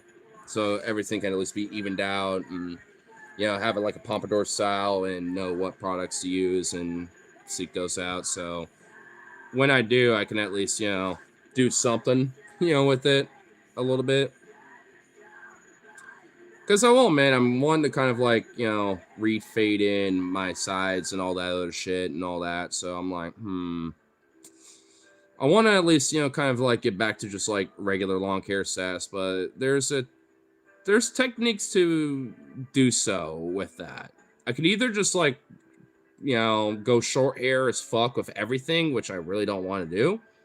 Or I could pompadour mold a little bit, cut, the back of everything down a little bit so it's like a little bit closer, and then I just keep trimming, the longer parts as, the lengthier parts, fill in, and then at a certain point, I can just like, cut everything to be more even and all that shit and stuff. So in a way, I feel like it'd just be easier, and I could just have like a pompadour mullet phase and then eventually, switch it up, once things get faded in better. So eventually. And then I could just get back to just like regular long hair status at that point and just let everything grow out. Because then everything at least will be somewhat even at that point. It was kind of fun though, right? Well, no, it was. Hey, all right. Hey, all things considered, Soups, Supernova, like, that was actually like, hey, it was fun. I mean, we got to have a little love and some trolls and, all that fun shit around. But I guess it kind of shows that I'm not like easily triggerable. I mean, there's a little way where you can get under the skin smidge, but I'm just like,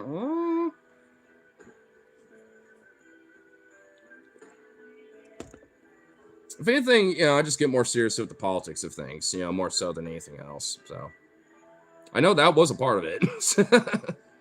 Oh, here, I'm gonna take a little pick real quick and I shall return.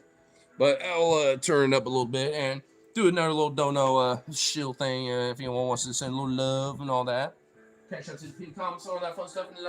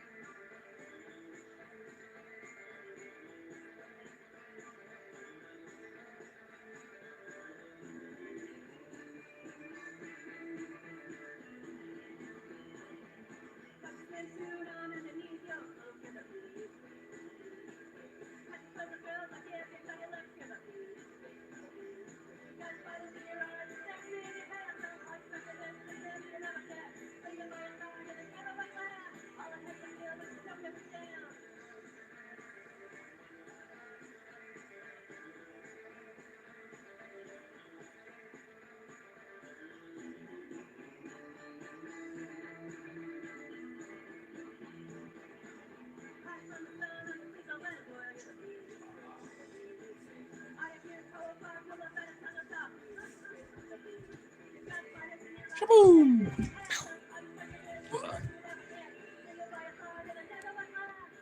There we go. If I was mad at Chris, you would think I'd be laughing. That's not that serious.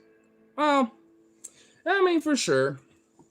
I will say there are definitely some MAGA people I met, not necessarily on my streams, but like I've seen on other streams before where they kind of do that, like kind of laugh, like dismissal shit too. So I mean, it's not like out of the ordinary, completely, but it does, like it's not really like that common. They usually are always trying to like, throw some other shit, and you're like, well, you're just like some trendy comedy lover, this, that, blah, blah, blah. And they usually throw other shit out there, normally.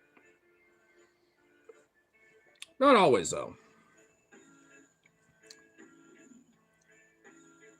The last username was to grow in me. You would have loved that. I grow bud. Oh, nice. Oh, yeah. I know in my garage, I have like a container, like a little bud container that is just full of fucking seeds that I know are good that I could grow. And I am like, if it wasn't for the fact that I was gonna have a fucking apartment, for the next place I'm gonna be having, I'd be like, I could grow some of that. And legally, I'm able to grow, I think, up to 8 plants, I think. At least for the laws as they are right now, I think. I'll have to double check. I think it's like 8 plants. I know they changed the laws a little bit where they loosened it up here in Oregon, you know, because we have just so much fucking weed that we don't know what to do with it. So they loosened up the laws about how much you can get and all that shit. So I'm like, what's the apartment thing anyway? Nothing's completely set in stone. I just know that that's still kind of in the works, and I know of places that I would certainly would prefer to move into. You know, that's in the area. You know, so I'm going to at least see what the details are with what they have been finding, and if it overlaps with what I want. And if not, I want to let them know about these, you know, other spaces, because I know different people that either have lived in some different apartment places around here, or at least are currently living in these places, and they usually have very positive things to say, you know, for the most part, pretty much. You know, and I actually even know an old high school friend that lives in these apartments that are like right across from the karaoke bar I used to go to in downtown all the time. That's like literally like right across the street. And I used to, you know, and I used to do karaoke streams there all the time, you know, when I get off work and shit, you know. So I'm like, if anything, I'm honestly hoping that apartment complex is where I want to go to. And I'm like, fingers crossed, you know, because that'd be really fucking nice.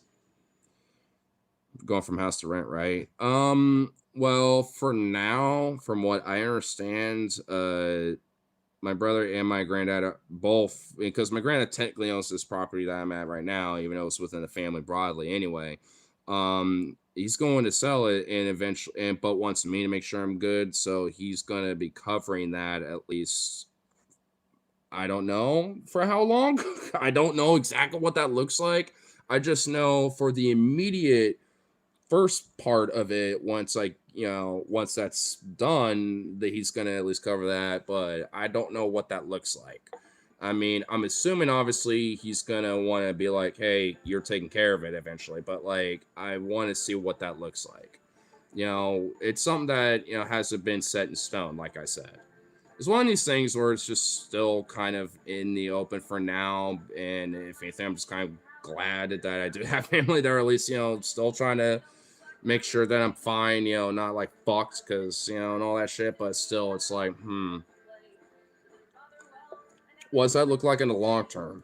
Because, like, I also have to make sure that whatever they're thinking of, it's something that if I have to deal with on my own, whether I have a roommate or not, you know, I personally can still handle that. Like, it can't be something that I'm just like won't be able to handle and have to either downgrade or move in somewhere else or whatever. You know what I mean? So I don't know. It's one of those things where I'm gonna have to talk with him more about, and it's still in the talks with. I do know more details with it for sure. At least, you know, outside of what I'm saying here, but it's one of those things where I'm like, I need to make sure that, like, if I'm gonna be good with this, like, it's good, you know, not just like, you know, oh, it's only, you know, like, I don't know, like, it's one of those things where it needs to just have some more, you know, convo with, basically. But at least for the short term, I mean, for what it sounds like, I'm not gonna have to worry about the rent aspect of it, which, Jesus, if that's really the case, then I'm beyond fucking lucky with that one, and I'm definitely not, you know, gonna like exploit that shit. Like, cause anything I'd use my money with, I'm just literally would just like put the little investments in it, you know, doing things like this, you know, like music stuff, little shit like that, and then just put everything else to the side, just so, you know, rainy day fun stuff, because it's like, fuck, like. I mean, I am making sure that I maximize that opportunity for whatever the fuck it's worth for how long that is. Because I am like, whoa. No one gets that opportunity these days, especially in my age, in my generation. It's like, it's very fucking weird for that to happen. Which is a fucking shame, to be honest. Like, I, in a weird way, kind of don't like that. Like, this is like, I'm just kind of like exceptional with that. It's like, shouldn't like most people feel like they have this comfortable opportunity, whether family or not? It doesn't matter with that. Like, just be able to like have it a little easy, you know, be able to like, you know, just make sure they have a roof over their head and shit like that. Like, it's a little fucked in that way. I guess that's why I tend to be kind of radical the way I am, because I kind of recognize, you know, some of these things by myself, and it's like, well, why in the fuck can't anyone else, you know, have these basic equal things, whether family or not? But even with like the state itself, you know, it's like, well, we can afford this. Like, why? So why is it a problem?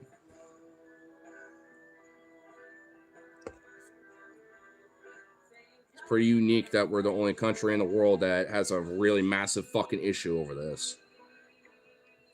The flag's on the back. It's like an alternate American flag. I don't know if you know what a syndicalism is, but it's like a leftist philosophy, like more of a libertarian variation of like communism, basically. But it's kind of an alternate version of that. As the Liberty Torch and Hammer of syndicalism, with the cog around it, with the 13 stars, and just a little alternate version around it. So this shirt look kind of husky because it's kind of these nuts, huskying these nuts. Well, that was an attempt. What's your opinion on the recent war for Iran? It's fucking atrocious and ridiculous, and I fucking detest that my taxpayer dollars and our government is doing this in the name of the fucking holy war, you know, against Iran, and in the favor of Israel too. Like, it's fucked. I hate it. And we're having, like, you know, a bunch of troops, you know, going on Karg Island, which we bombed the shit out of, which that sets way more of an insane precedent, you know, on the global economic stage, especially when it comes to oil, than people think, because that is like a major part of a lot of Iran's oil reserves and stuff. Like, that's how, you know, a lot of it gets shipped out in places. Like, that's an oil reserve area. And it is a location that is generally kind of a really fucking important space. And, you know, like, Iran is sure shit is not going to just like let it be occupied and then we just like take over the infrastructure. They're not going to do that. They're not going to allow that. And Iran sure shit is, you know, going to continue to be defiant, and they're in the position to do so. Like, they can do it. And that's even their cause bell. It's like, until Israel and the United States, you know, discontinues their aggression and halts, you know, all aggression, we're basically going to collapse the fucking world, you know, economy. That's, you know, the more they escalate, the more we're going to do that. They made it pretty damn clear about what their fucking motives are, you know, if this shit continues. And they got every right to claim that and do that.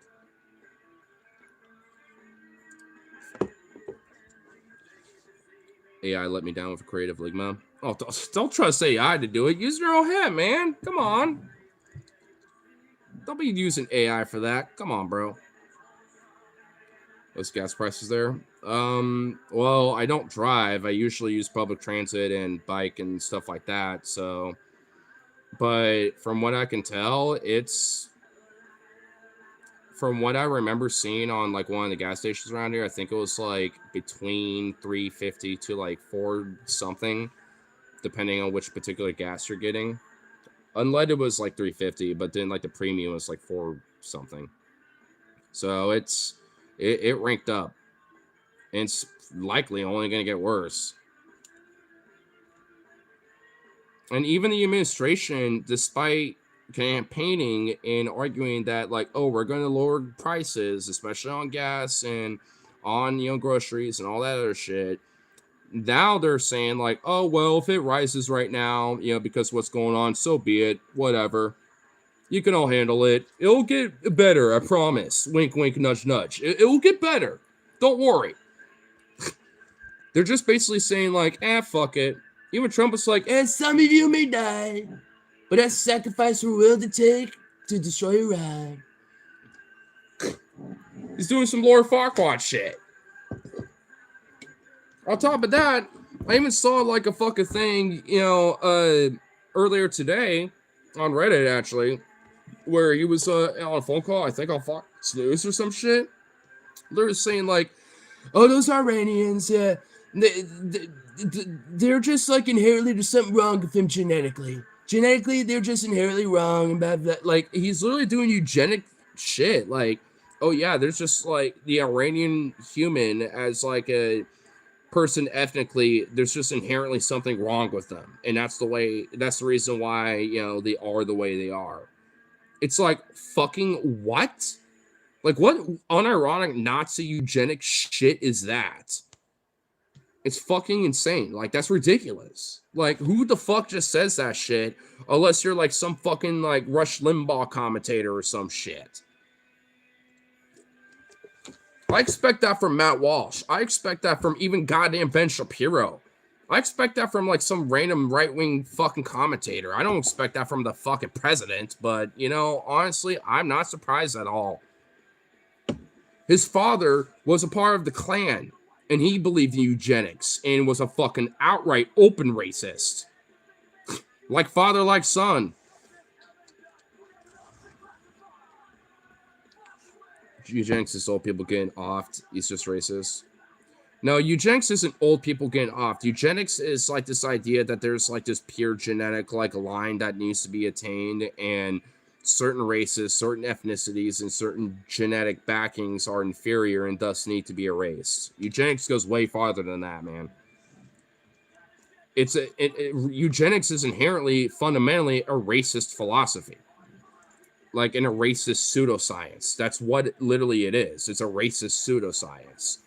Hitler was inspired by the American eugenics program here in America before he took power. Like, I mean, it's arguably, it's even like proto-Naziistic. It's like proto-Nazi shit. If you really want to like go far back enough of its history of eugenics. It's not just like old people getting offed and shit. It's way further than that. It goes way deeper. And it's way more sinister than people think.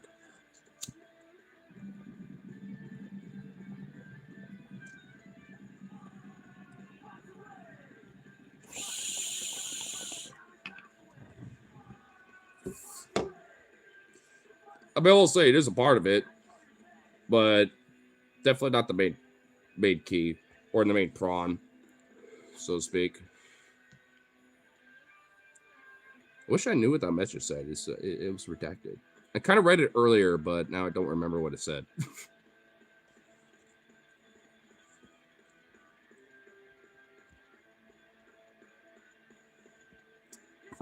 I don't know how he can be the president of America now that he's involved in the Epstein case. Because our government has been involved in that for a long time. Bill Clinton was in the Epstein files and is involved in that shit and was friends with Epstein. And he was the president in the 90s. I mean, like, this has been a thing in our government for a long fucking time. And, people like Trump have been involved in this fucking, charade and this fucking evil cabal for decades, even before he became a politician and became president. Like, he even tried to run for president a few different times, even as a Democrat once, I think back in like 2004 or like 2000 or something like that. Like, there was one time where he actually unironically did run for as a Democrat once.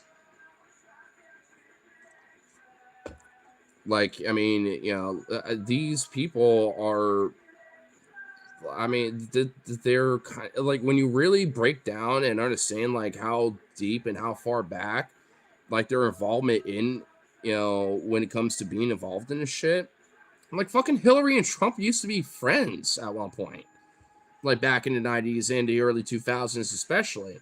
It was only up until 2015 and 16 when they became fucking ultimate enemies because of, political shit. And the fact that Hillary is just a fucking crazy demon queen, evil lizard bitch. But, I digress. Like, I mean, arguably, especially these days, who likes Hillary? Like, no one does. But still, I mean, the point being, it's like, they've all been a part of this fucking game. You're not in it. George Carlin said it best. It's like, they're all in the big club, and you ain't in it. You're going to be a victim of their fucking charades. And you're going to be a victim of their fucking, bullshit when it comes to their club. You're never going to be in it, though. Oh God, Rose, don't remind me. Stronger together. Ugh. That's a famous car line. Well, of course it is. Even conservatives wouldn't understand that one, even though they misconstrue what the fucking he means. What flag is that behind you? It's oh my God. I feel like I've answered this like 20 times tonight. TLDR. It's a syndicalist / like leftist alternative flag of America, where it has like 13 stars around the hammer and torch of the syndicalist like labor left philosophy. It's an alternative American flag. I'm gonna have to make a fucking video or some shit and just be like, yo, there's a YouTube short that just explains it or something. I don't know. Like, Jesus Christ. How many times do I have to say it? No offense. I'm just saying. Like, Jesus. I have to answer that so many times. Even Bill Clinton's current lawyer is working on the Epstein case and the Epstein files. Yeah. Even people that I personally thought were like respectable, like Noam Chomsky is in the fucking files and even was like trying to offer advice and aid to Epstein while he was in the middle of his case back in like 2014 and shit. I was like, what the fuck? And I like Noam Chomsky. I have some of his fucking books.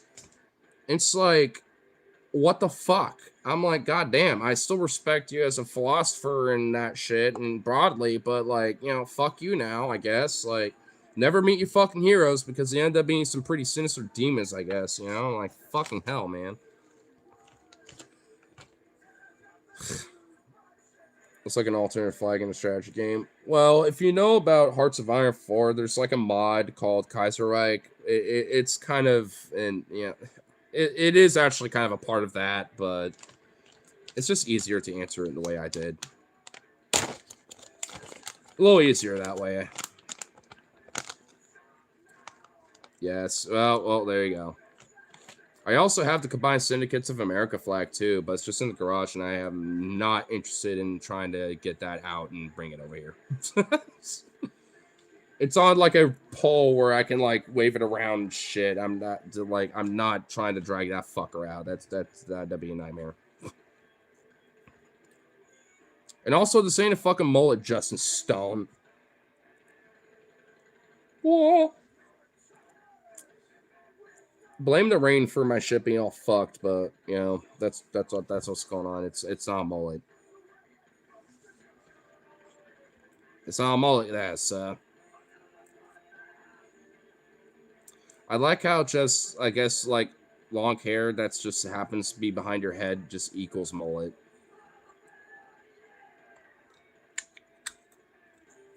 Why do people blame Jewish people for their own problems like neo-Nazis on our race, which is crazy.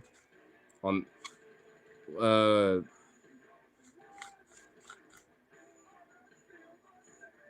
I'm kind of curious what you mean.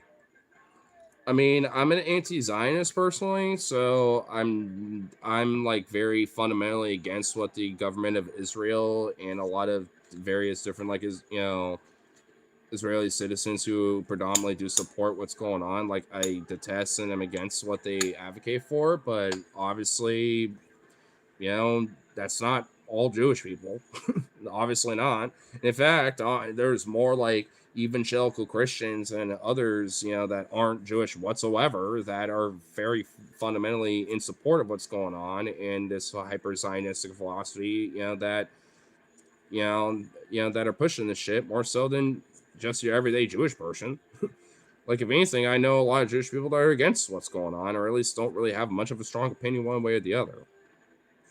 The only ones I ever meet that are like diehards about this are in my chat that happen to be from Israel. Like, at this point, like any Jewish person I ever met that's like just gun-ho, like diehard, in favor of this is, pretty much like those that are in my chat from Israel at this point. But they're just fucking, they're just a Zionist. They're a hardcore Zionist extremists, and that's what I treat them as. Like, it has fuck all to do with what their background is. I could, like, they could literally be like anything else, and if they still believe in the same shit, then well, fuck them anyway. Like, I'm not gonna, treat them really any different just because, they happen to be one background or the other. If you still believe in this, deaf cultist idea and utter, avocation of genocide towards, not just Palestinians, but like the, fucking war in Iran and all sorts of shit. It's like, well, fuck you. You're a piece of shit. Like, I don't care where, what background you come from. Like, you're just a piece of shit.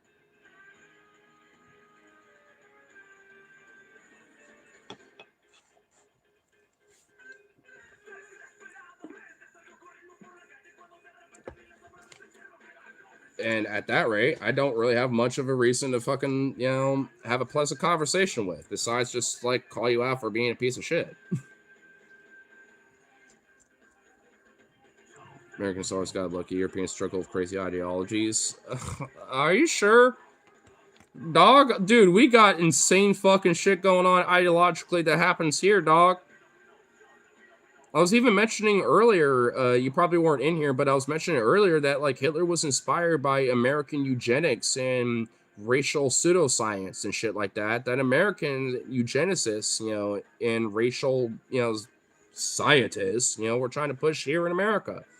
Like American, we have had like some quirky, wacko, fucking insane shit out here, dog. Like, I mean, Europe ain't, like a stranger to it either, but like, I mean, like, fuck, man, like, shit out here is fucking insane, dude. Combined syndicalist totalist flag.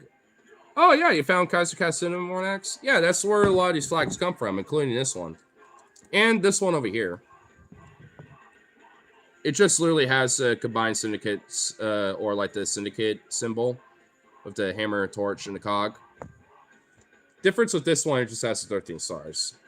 And obviously that, but yeah. That website, though, is actually where you can find these flags. On top of a bunch of other flags, too. There's a lot of them. I don't like the totalist flag because that's basically like Stalinist, like authoritarian, like syndicalist philosophy stuff. And I'm like, ew.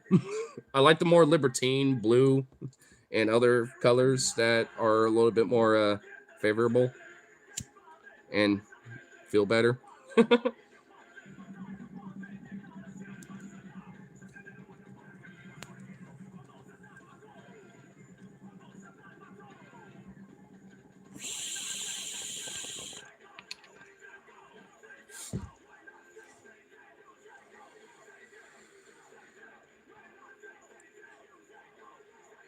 Historically speaking, they learned from communists and Nazis about concentration camps and trained troops in the Soviet Union. When did that happen? Trained troops in the USSR? When? The only thing I could think of is the Spanish Civil War, but there was a lot of, German, expeditionary volunteer forces that were basically like veterans to help train, for, the broader like expansion in Europe and shit for the Germans and Italians and shit. But like, they sure as shit didn't train with the Soviets. The Soviets were helping the Republican side. And the CNT-FEI, like the anarchists, like they were helping like the left side of the Civil War. What? If you think about like the Molotov-Ribbentrop Pact, I mean, even then, like there was like a little collaboration, but it was just a means to an end. Stalin was foolish as fuck, thinking that like Hitler was gonna abide by any treaty of that shit. Because Stalin was a fucking paranoid freak and like a one statist instead of like an international revolutionary, like Lenin and Trotsky was. Because Trotsky was supposed to technically lead the Soviet Union after Lenin, but Stalin was third in line technically, and it was very much against a lot of what Trotsky was an advocate for, and was also very paranoid about his influence. So Stalin had him exiled and eventually killed. On top of basically, prior to Lenin's death, essentially, undermining his, power and influence, and on top of, like any ability for him to essentially be like, second in command, essentially. Because arguably he was supposed to like be, the head of the Soviet Union after Trotsky. And in a way, I don't know. I feel like history probably would have been a little better if that was the case. Because Trotsky was actually, was a little based. Trotsky was a little based, in my opinion. If I had to be a communist, I'd definitely be a Trotskyist. I mean, if out of all the philosophies of communism, it'd be that.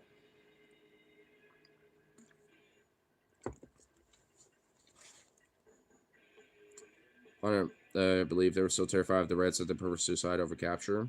Yeah.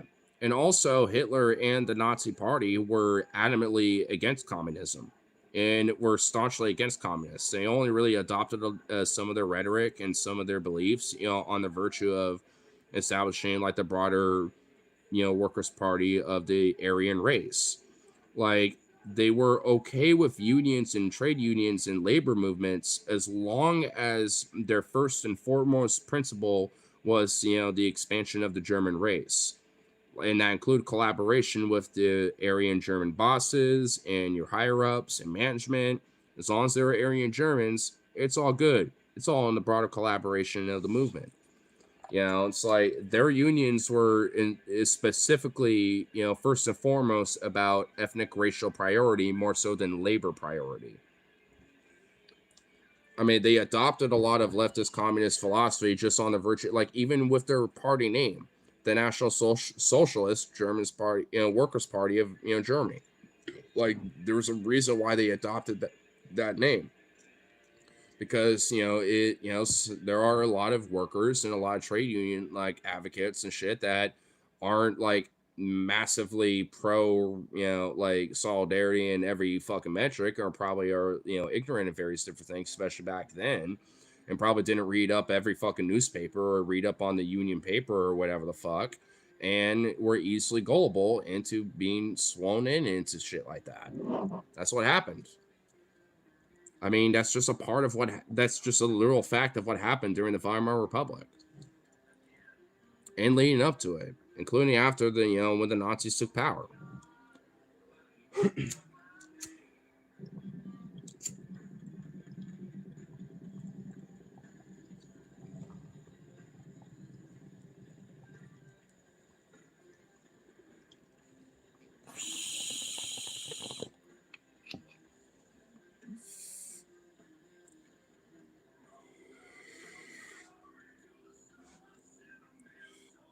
In the village, Nazis think it's just propaganda.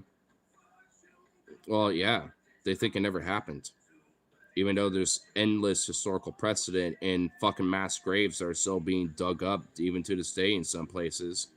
Even in Ukraine, funny enough, like, as fucked as it is, like, even though with the war going on, like, there are some places where, they'll dig trenches up or, like, build up, like, a little pillbox or something, and they'll just find graves of just, like, bodies that were left from the Great War and shit like that. Like, or from World War II and shit. It's like, whoa. It's like, damn. And there's still mines to this day, left from, World War II that are still there, and having to dig that shit up. There's been an endless, project to try to clean that up even before the war started. And now with all the other mines and all the other unspent munitions and everything else, like, now they expect that, like, that project is going to not, be totally completed until, like, like the 2100s, basically, like the early 2100s, because of, like, how much it's just been fucked, over there since World War II onward. It's insane.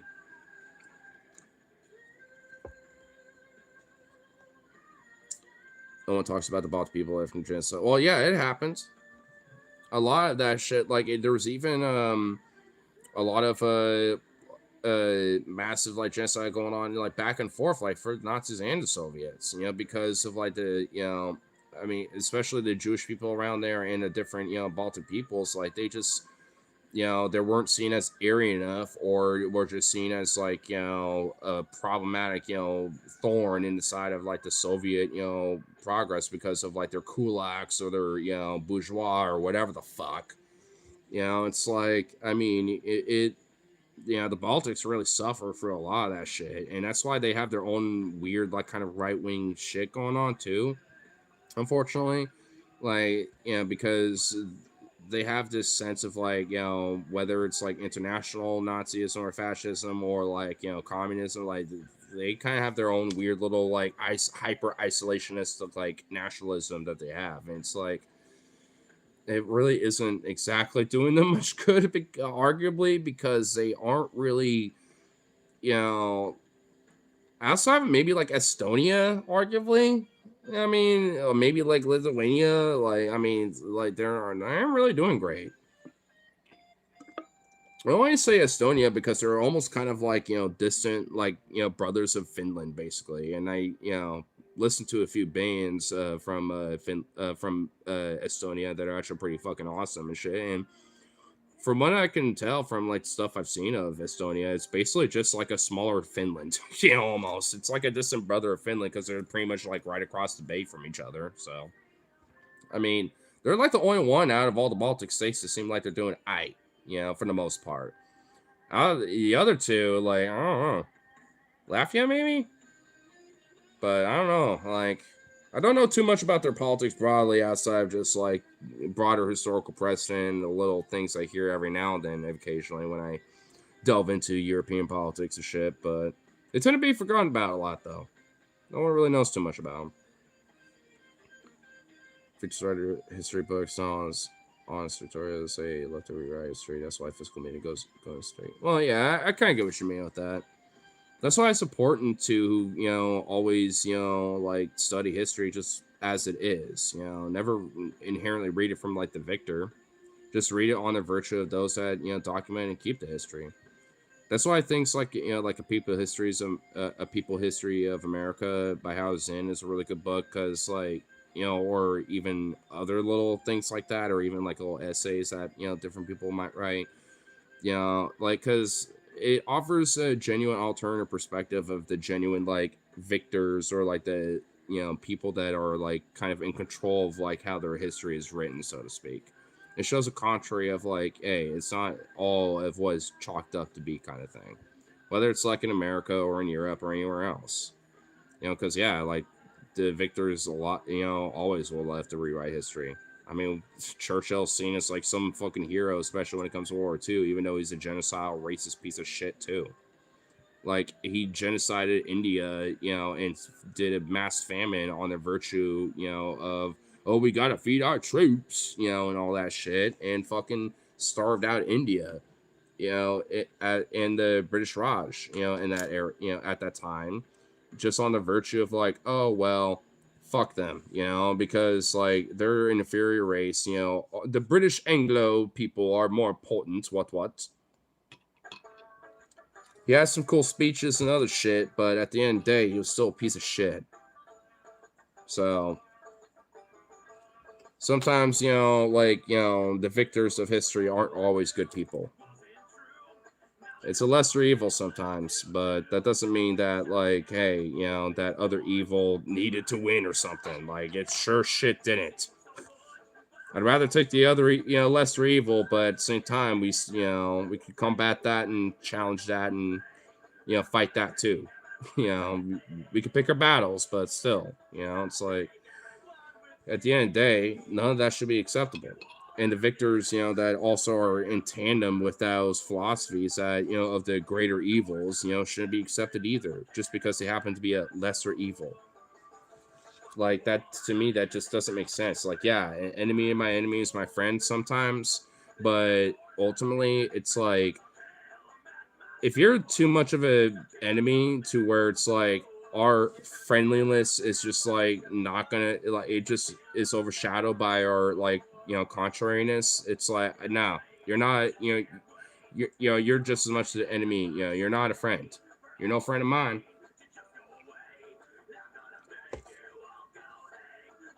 Definitely got like, have a line in the sand when, when it comes to that shit, honestly.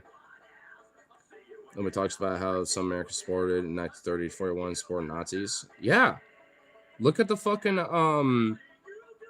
the Madison Square Garden Nazi rally of, what was it, 1936, where you have George Washington with fucking swastikas, like in banners and shit. Like, it's a fucking insane thing.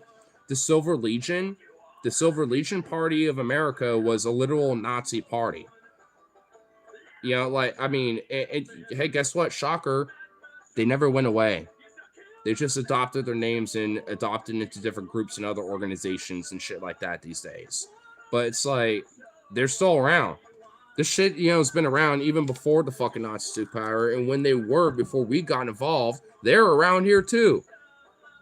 They're here just as much as they were over there. I mean, like I said, sometimes you gotta crack a book open every so often, because sometimes the victors of history also got a lot of skeletons in their closet too, and they need to be called out just as much. FDR had the internment camps for the Japanese and shit. Like, I mean, that's inexcusable. I love FDR for a lot of his economics and being pro-union and all this other shit that he did to help get us out of the fucking Great Depression and all this other shit. Like, he was probably one of the genuine, like, best presidents that we had in this country. But still, he's got flaws. And there's things that he fucked up on. I'm like, God damn, this is bad. Those internment camps, that's fucked. Like, there's plenty of things, that I can still call him out on because, hey, you can still be a genuine good person ultimately, but you still have your fucking flaws, and I'm going to call that shit out because I don't give a fuck what the politics were at that time. I don't care that Japan bombed Pearl Harbor and all this other shit. You think all these Japanese citizens are fucking spies? Oh, those nips are going to fucking, spy on us, and they're going to fucking, bomb LA any minute now or whatever. Like, fuck off. Bullshit. Insane propaganda. Fucking insanity. Like, that was it's inexcusable fucking stain on his fucking administration. Like, legitimately. And I'll call that out no matter what, because it's fucked. Despite the good that he did.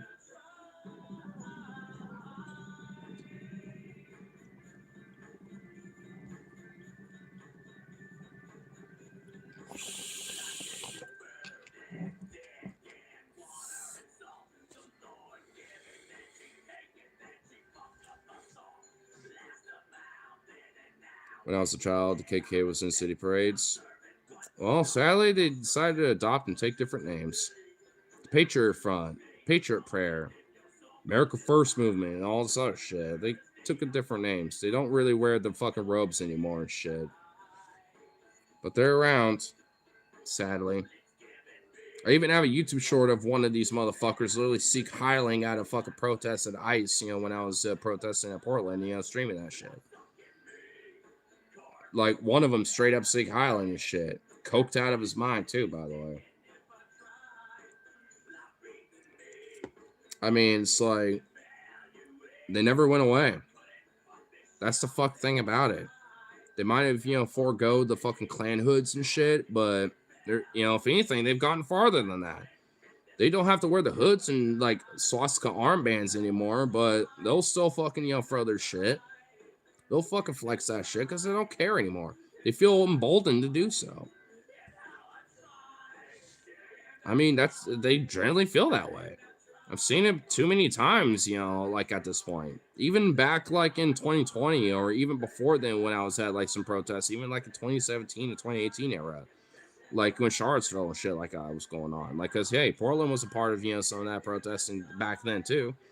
I didn't stream it then, but like I would be out there checking it out, being a part of it and take pictures and stuff like that. And even then, like, these right-wing people, like, would never be too much to the point where they would seek Kyle and, like, outright go N-word status or fucking, like, do Nazi shit. Now they do because they just feel emboldened to do it. Slight try to control people like Soviets do to KGB. I'd say they're doing it like the fucking Gestapo. Though I suppose, frankly, what is the difference? That's why, me being leftist, I'm not a communist. I might believe in some of their stuff. Like, I don't disagree with all of communism, but I'm like, that KGB, Stasi, shit, it's a little too Gestapo, it's a little too Gestapian and all that shit, it's like, no, I ain't about that. Though, at this point, I will say, when it comes to these fucking Nazis and shit, I do think there needs to be a little bit of, like, some re-educational, programs and camps and shit, because I'm like, I mean, if people are this gung-ho and just, like, down hard and are loyal to the cause like they are now at this point, then it's like, nah, I don't know. Maybe Saul might have been right at least on that one point. You know, like when it comes to like fucking gulags, like just Jesus Christ. You need some like re-education there, motherfucker. Like Jesus. If your protest does anything to contribute to the mission. Well, I wouldn't necessarily call it a mission, but yes, actually, I personally do. I know for a fact that like Portland and Minneapolis, especially, like even historically, you know, in recent years and up till now, have been major, you know, players in helping changing how things are, at least, you know, putting advocacy and changing how people feel about what's going on. Like back in 2020, and you know, Minneapolis and Portland were the big fucking places. Like where did George Floyd back in 2020 get, you know, murdered in? Minneapolis. And you know, like what's been a fucking major player now with ICE and shit recently in the last like year? Minneapolis. Same with Portland. Portland, like Minneapolis and Portland are like almost like two peas in a pod when it comes to shit like this. And what has been one major thing that Portland has done that has expanded and been a major influence in protesting in this past year or so. It's, you know, the frogs. It's like, you know, the chicken man himself. It's all this other shit, like with like people with their onesies and like the inflatable animal costumes, you know, and shit like that. Portland has been a massive influence of showing the contrary of the violence and the oppression that ICE is doing, tear gassing the fuck out of like people partying out with inflatable animal costumes and fucking onesies and shit. I mean, I rock that shit a lot of times when I'm out there. Like, I mean, like I've been there to see that here in Portland when it comes to this shit. And it's like it has done a lot of difference. I've noticed this much. ICE hasn't been, you know, using tear gas and shit because the city council and the city of Portland is forcing the landlord and ICE to, you know, not do that at this point. On top of, you know, the federal government having to at least acknowledge the fucking local laws and ordinances and abide by that. And to the point where the landlord of the property that ICE is, you know, at when it comes to the facility that they're in, is going to be fined, you know, to the point where they could potentially lose that property, and then thus, you know, ICE probably would be evicted out. I mean, there's different possibilities that can happen because of the pressure that Portland and in this movement has been doing because of shit like this. Because, like, when you got ICE, you know, being these militaristic fascists looking at people that are just, like, in onesies and in animal costumes and just, like, yeah, maybe a few of them are in black bloc and a few other shit, but they're not doing anything violent or harmful. And, yeah, maybe they're doing good trouble and they're in your fucking little precious blue line and they cross that shit and all this other shit. It's like, hey, well, they're not doing anything violent. They're all peaceful. And your actions against them are beyond fucking extreme for what is necessary to maybe deal with that and disperse them. You can disperse those people without having to pepper spray and tear gas and pepper ball the fuck out of people and potentially shoot someone's fucking eye out or fucking like, you know, bust their balls literally with a pepper ball and shit. Like, I mean, you don't need to do that. You could literally just like pick them up and be like, nope, you're going, move along now, and just drag them on their feet or whatever, like, because they're being peaceful and they're not doing anything violent. You don't have to do nothing. You can you as a fucking federal authority can do, you know, all sorts of other alternatives that don't involve fucking, you know, just fucking people up on the virtue of it because you got a hard on and you have an itchy trigger finger, because they always do every fucking time this happens. And now they're being cracked down on, not just by the local state and the fucking, you know, local county and the city of Portland, but also even on some part on a federal level because of the fucking court case that's going on right now, you know, against ICE and the fucking landlord of the fucking property. I mean, shit like this matters. Protesting does matter because, you know, especially when it gets very persistent, it ends up being something that ends up being worthwhile and actually does provide fucking results. And that's the point. It's the consistency of it too. I don't have to be there every fucking time. Not every person out there is there every goddamn night. But it's just enough people doing it. That's all that matters. They even say, like, you can shut down the entire fucking United States economy if like 5% of the fucking, workforce alone were to do a general strike. Like, I mean, it doesn't take that much of the fucking population of this country to make a massive impact. It doesn't take fucking everybody, but it takes enough people. And that's what matters. Especially when it comes to something that matters and counts.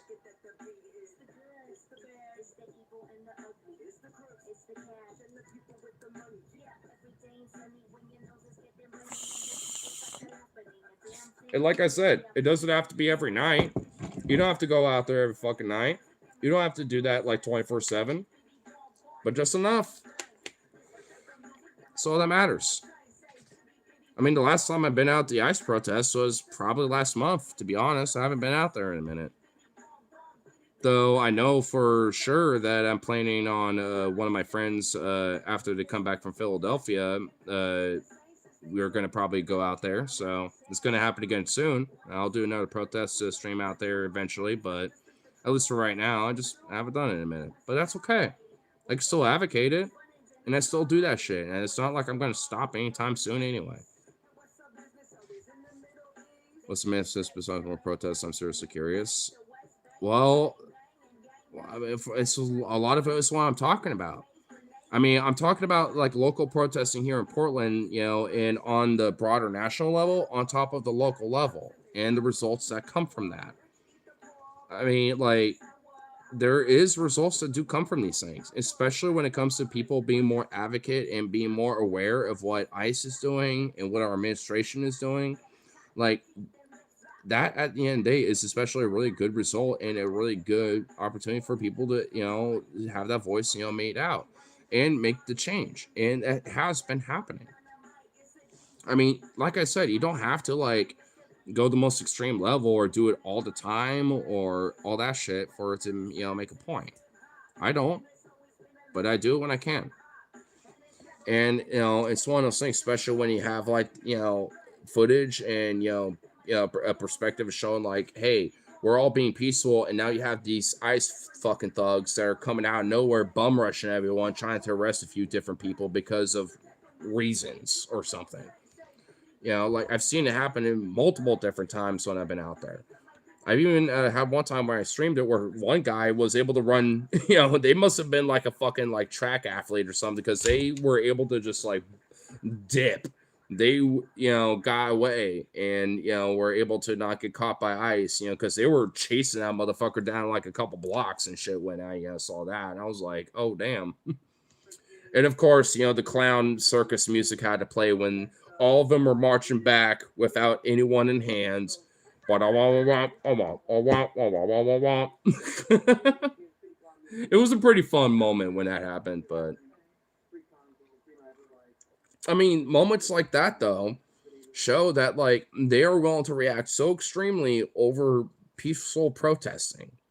And shit like that, makes it more, obvious that, like, yeah, what we're saying is more just. And what we're saying is, like, like, hey, if they're willing to go after us on top of, a supposed illegal migrant or whatever the fuck, then, what's stopping them? They're already willing to fucking execute American citizens on the fucking street. So, I mean, it's like maybe it ain't happened here yet, but what's to stop them? I mean, so, like that advocacy and that voice and that, video and all that shit always matters. I mean, at the end of the day, like, I don't expect that one particular protest to like solve everything. Obviously, that's not how it works. I mean, the civil rights movement wasn't solved in one massive protest in a day. Like these things sometimes take years, they take months, they take a lot of advocacy. There's a lot of things that happen. Like it takes a minute.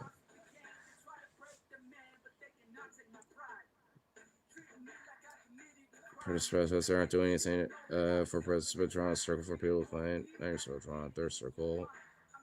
You take it for a win. Well, yeah. I mean, there's less people, especially that are advocating for this administration right now, of all things considered. And there's even historical precedent for this. Like, the civil rights movement, like I said, didn't, start and end in a day. Like it took like, I mean, the whole civil rights era is an era of our country, that was overlapped with the Vietnam War and all sorts of other shit. Like it was almost like a decade, give or take or so, of a massive movement that took a lot of fucking unfortunate, like, a lot of bloodshed, a lot of advocacy, and a lot of hardship and struggle to push, for what, was needed, when it came to that movement.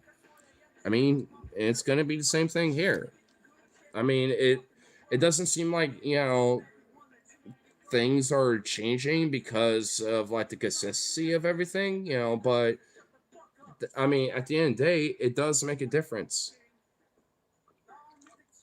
Like I said, it doesn't happen overnight. Always wondered. Well, I mean, I don't know where you're at specifically, but if there happens to be like a local protest that you happen to find out about, spend like 30 minutes and hang out and, ask some questions with some of those people. I'm sure they might have some different answers or maybe similar answers and stuff, but, at the end of the day, it's like, I mean, there's historical precedent for it, and why stop if especially there's the precedent for it? Like, sometimes it takes a long time for, the true, outcome that you want, or at least as close as that you can for that, like for that to be the case. But hey, sometimes it does take that. Those protests happen in Virginia. I'm sure there are. I'm sure there's protests in Virginia, man. I mean, just keep an eye out. I mean, like, I'm sure there has to be a few of them here and there. They might not be like big ones. They might not be like consistent all the time, like here in Portland or Minneapolis or something. But, I'm sure you're going to like find something out there. And if so, see if you can go to it. And, hey, I honestly will guarantee you that, like, as long as you're just out there asking some questions and just, wondering like why people are out there and everything outside of the broader, movement that, it's there for, like whether it's anti-war, anti-ICE, or whatever it is, like, maybe I might get, cool, better understanding about it. It's chill as fuck out here. Well, like I said, I don't know exactly where, but I know Virginia's definitely got to have at least a few places. Like, I'm sure Richmond's got to have, like, some protesting every so often happening out there. Maybe it's not, like, big or all that shit, but I'm sure it happens. I'm on the right. Well, I've met people on the right, they're at the protests, that I've been to, too. That aren't, like, just diehard MAGA chuds. I actually met a few teenagers and even saw them where one of their friends got gaffled up and were detained, and they were just there just to check it out. They were like, yeah, we're kind of honestly right-leaning and we're kind of Trump-leaning, but we just want to be here to check it out. But, like, our friend fucking got gaffled for no reason. Like, what the fuck? Like, and they started talking to a bunch of protesters being like, what the fuck happened? And they were kind of like, well, if this is what their fucking administration is, well, fuck them then. And they were just like high schoolers, like right-leaning, and they obviously were somewhat politically active, obviously, but I mean, they got enlightened and fucking woken up right then that night. Like, and I was there to see some of that. I wasn't there to see his friend get gaffled, or at least their friends be gaffled up, but like, I was like there to see the aftermath with him being like, what the fuck? Still kind of shocked that it happened. And I was like, damn. I mean, I really truly feel bad for them, especially because, like, I mean, there's no reason for their teenage buddy, like in high school to be gaffled, but like, it really was an eye-opening opportunity for them to be like, hey, we're right-leaning, kids, obviously we're high schoolers, but, we just came here just to see what's up. We've seen streams, we've seen this and that, like, we just want to see it for ourselves. And then our buddy fucking got gaffled. It's like, I mean, imagine how their parents must have felt, all that. I mean, I can only imagine, bro. I honestly especially felt bad because that that kid that got gaffled was probably grounded for like a month or some shit. You know, that kid was probably like, no social media, no phone, no nothing. You're grounded for like a month or some shit. You know, that kid probably got chewed the fuck out or something. I was like, oh no. I was like, man, I really do feel bad for them. But, you know, in a way, it's an eye opening experience. And it gave them an opportunity to be like, hey, you know, you could be service still and stuff. That's fine. But, like, know that this administration ain't for you. Like, you know, like, there's an opportunity to where we can change this shit and your voice can still fucking matter here. But, like, they don't give a fuck about you because obviously you're guilty by association. Who cares? Like, you know, when it comes to this administration. Like, I've seen that even with some MAGA chuds. Like, when they're throwing tear gas and shit like that, you know, when it came to this, you know, situations like that, there'll be MAGA chuds out there. And some of them don't bring their gas mask stuff, and they get fucked up and, like, inhale all that tear gas and shit just as much as I will. I mean, you know, it's like, as far as they're concerned, it's like equal opportunity offender kind of shit. They don't give a fuck. If you're a part of it, you're just like, part of the problem, and you know, an equal opportunity offender. It don't matter if you're in favor of them or not. And I just wish that it, you know, could be a more of an eye-opening experience for more people. I'm honestly glad that those kids, you know, were able to, you know, open their eyes up a little bit, you know, when it came to that situation. And hopefully, you know, I'm not saying they should be radical lefties, but at least, you know, be like, hey, you know, you can be conservative stuff, but like, know that this administration is not what you want to advocate for. Like, and understand that, like, you know, you've been understood about like what things are a little bit. And I think you did, you know, like I've actually seen those kids before being more on our side now and saying shit that we say, you know, at those protests, you know, than not. I've actually have seen them there since then. And I think they did generally had an eye-opening experience, you know. And that's a good thing, you know, because like, hey, like, you know, fortunately in a lot of ways, you know, direct, you know, experience when it comes to shit like that is what causes people to change their minds and change their perspective about certain things. Like, until it affects them personally, they don't realize what they advocate for is kind of a detriment until it hits them directly in their face. What we talk about today, politics? A little bit about like ICE and protesting and, you know, like contact theory and stuff like that. You know, little things like that and shit. But yeah, pretty much. I'm just playing. Well, I'm sure. But hey, I will say you have evolved a little bit. Like, you know, now we're actually having like a little back and forth that's like a little productive. I would argue.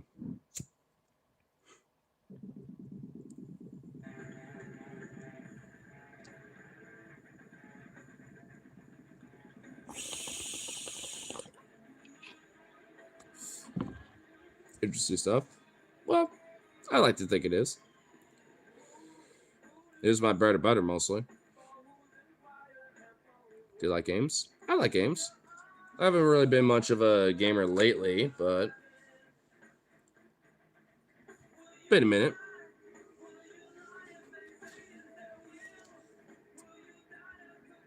So be around joking. Wow. Being a transition. He's on a fence. Oh, I ain't on no fence. I ain't on no damn fence. I'm pretty set my ways on that one. You smoke ball, I say. I'll go and let you be. Good times. What? What? Does that like offend you or something? Really? Ugh. Goodness gracious.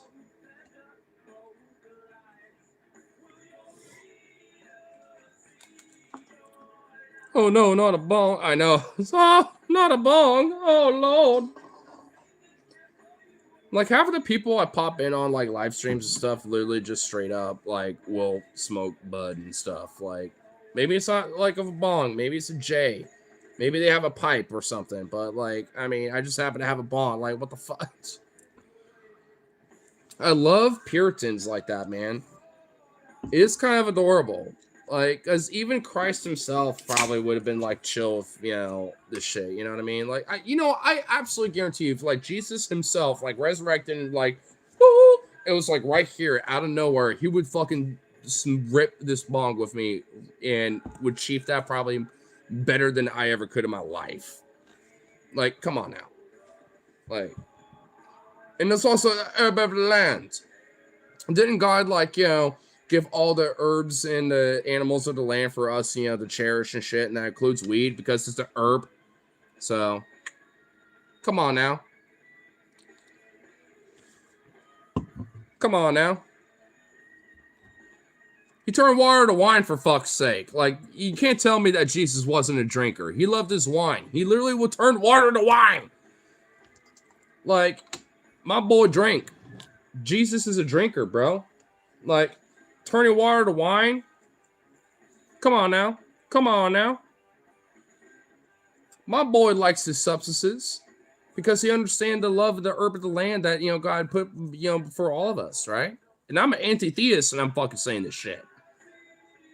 I don't even believe in Christianity and I'm saying this shit because I at least understand it more than most Christians do with their goddamn Bible. I'm sorry, shit, but my subscription just popped up and I got to see news. Well, I sees. But hey, you know what? Like, the bong and the beer and all that other stuff, like, that's a byproduct of what we do here. That's just what I do. I don't care if you do or don't. Like, I mean, everything else that happens in between everything is what's most important. The talks, the politics, the philosophy, food, or whatever happens to be discussed, right? Ultimately, that's the most important thing. He said, drink the wine, but not the fermented wine. Wine is already fermented. Like, wine is wine. Like, wine is like fermented fruits that have been like basically saying grape juice, not alcohol. Nah, I feel like that's a little bit of a cap. No, like, dude, historically, even ancient humans and stuff, like, this is historically known. Like, people were always like, once they found out that they could ferment, with yeast and ferment, like, different products, like whether it's grape, wheat, etc., into different ales, beers, wines, etc. Like, they realized that that was more of a healthier way to not just hydrate themselves, but also have different byproducts that are actually good and healthy for them as well. That are good for their body instead of just drinking straight water, because it was harder to sterilize and clean water at the time, unless you were fermenting the shit out of it with like ale, wine, beer, stuff like that. And wine, ale, and beer and stuff like that was not in the same percentile range as we have it today. Like, beer back then was probably like 3 something percent. Like, ale was like maybe the same equivalent. Wine might have been like 5%, or some shit like that, like the equivalent of like your average beer. But like, nowadays, obviously they're way different, but back then that was just how you were able to get a little bit of aqua and hydrate yourself and get other like minerals and other good shit in you. And maybe if you drank enough of it, you get a little buzz off of it or something. Like, I mean, that's what it was for the most part. Like, it wasn't like, something to strictly get drunk off of. That's where he had liquor. That's where liquor came in. For survival, trust me. I look at the ghost crystal, let me drink. It's not there. Hey, well, you do you, boo. But I'm just saying, like, if Christ was turning water to wine and all that other shit, I'm just saying, hey. Especially historical context, I mean, like, it was a different thing back then. Despite, like, the liqueur aspect of things. You had, like, rum, gin, whiskey, all sorts of other shit. Like, that existed. But I'm just saying, there was a point in time where water generally was not like something that was an active form of hydration that people would take. They would always, usually, translate that into like an ale or wine or like a tea or like a beer or some other form, as a way to be able to hydrate themselves. Because I ain't trying to get no like goddamn parasites and shit like that.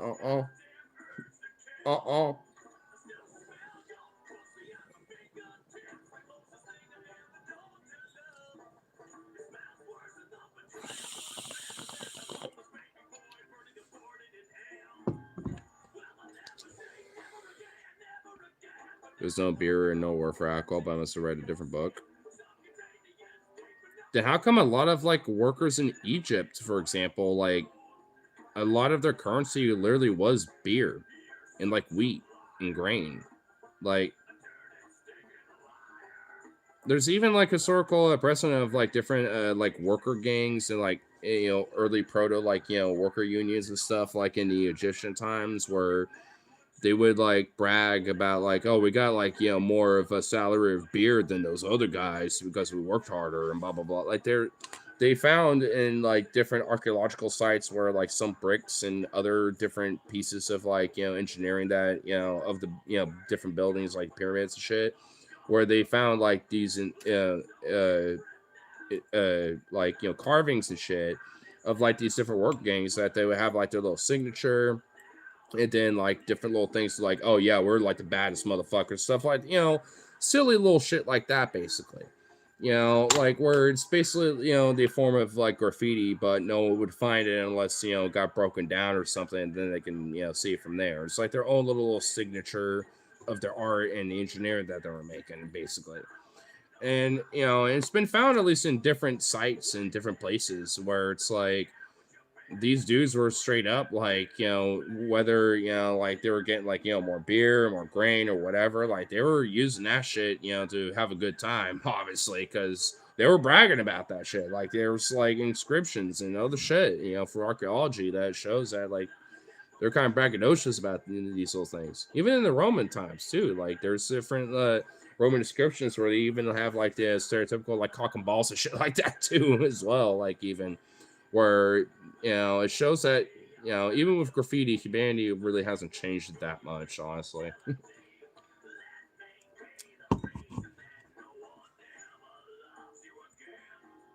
All that water was fresh water. Well, what water? What were we talking about? What, like rivers? Because you do realize that like fresh running rivers doesn't immediately mean clean water. There could like be different dead animals or other things like upstream, and you're like picking up some water from that creek, and you don't realize that you're having like some weird rotten like fermented like shit funk grossness in your water because it got diluted. It's like nah, like what? Like I don't know, bro. Like there's a reason why humanity wasn't really fond of water because of things like that. We need our waters, but we found ways and alternatives and other means to be able to quench our thirst. Oh, it's not the wine of today. I was saying that earlier. I literally said that earlier. I was saying that like 5-10 minutes ago. Like the wine and like ale and beer and stuff like that is not the same as this beer that I'm holding in my hand. You know what I mean? Or like the wine bottle I could potentially get. You know what I mean? Like it's not the same thing. Like obviously, duh. Like I know that. Like, I mean, I'm sure they probably were able to experiment, make beers that are like 8.6% like this damn thing is. But like most of it was literally like maybe 3%, like 4%, because it was meant to just be mostly a hydration thing, because it was mostly be watered down. So it could be like, consumed as a form of hydration because you don't want to drink regular water. You want it fermented and distilled a little bit so you kill all the fucking shit that can like kill you with dysentery or something. It's like Jesus Christ. You're alcoholic. You literally don't know what an alcoholic looks like, bro. You don't know what one looks like.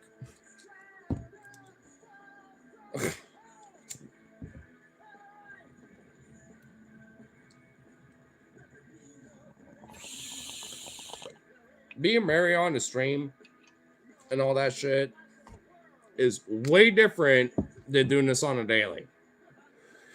Like, huh? Huh?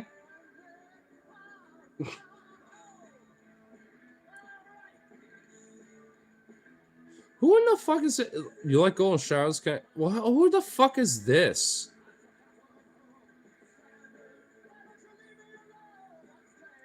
You don't look alcoholic, you look transgender. Do we have a transvestigator on our hands right now? Again? You're like the 5th one to pop in here tonight. Oh my god, dude.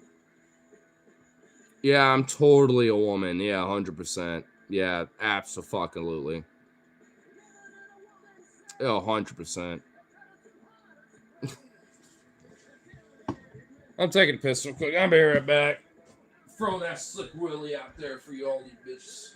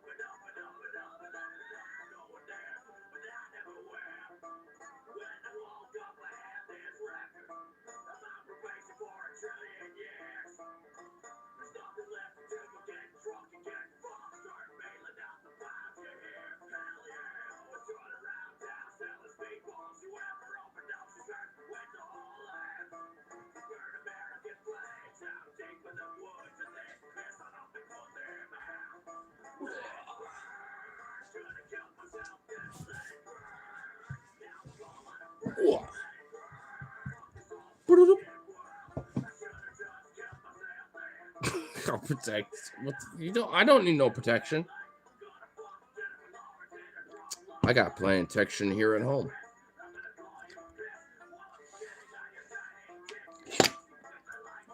I've said in the past, like, hey, when you go far left enough, you get your own guns back. Like, come on now. Come on now.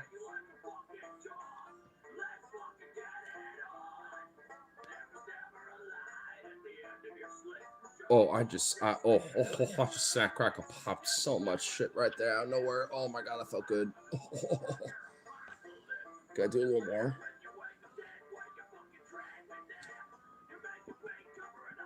Oh, that felt good.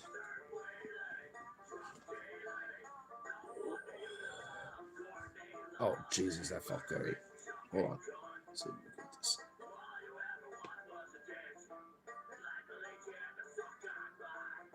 Oh, that felt good. Holy shit.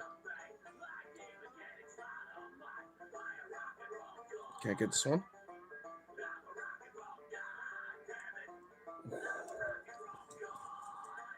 Oh, that felt good. Oh, loosey goosey. Holy shit, that felt amazing.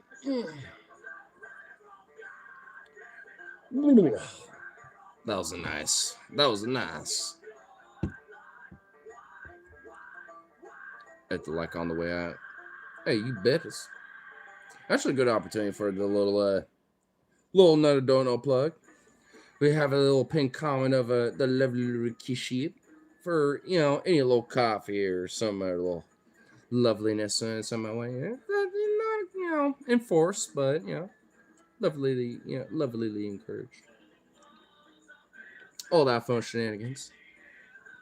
I need to get a new goddamn fucking stand for my phone anyway. This fucking thing is goddamn busted. I'm gonna see if I can at least repair it though. I think there is a way to do it, but I'm just like, what the fuck? It's a little cheapo fucking thing anyway though, so can't be too surprised. I think I'm just gonna invest in a proper fucking gimbal or something. I need one of those. Like I need just like a, just do one of those. Especially one that has like a little like light and stuff where, like gimbal with a light that just like hits me, shit that now I don't have to worry about light no matter where I'm at. that would be party and perfecto. It'd be amazing. But that's why we have the cash up, right? Sooner the better, right? Blah, blah, blah, blah.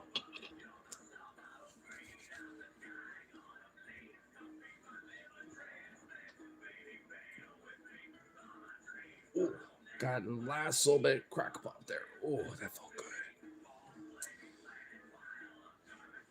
Oh, that felt nice. But I don't know how long we've gone for. I think we might do a little last call. Not wrapping up now, but I'll do a little last call. Hang out for a little longer. Probably at least until this last little bear is killed out. Or not. I don't know. Depending on my mood. We'll see.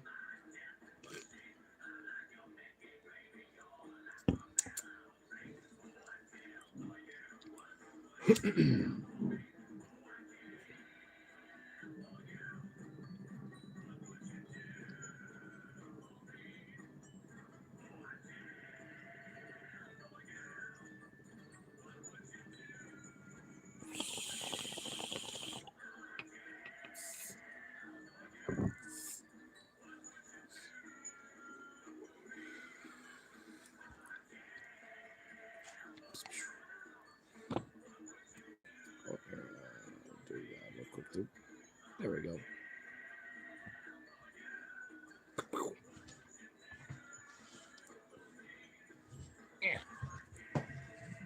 Scoop myself in. Oh no! Wow, at the very last little bit of the end, it's like, nope. Now we'll slide around right when I try to scoop myself in. It's like, nope. Jesus. I can't get nice and comfortable. My goddamn.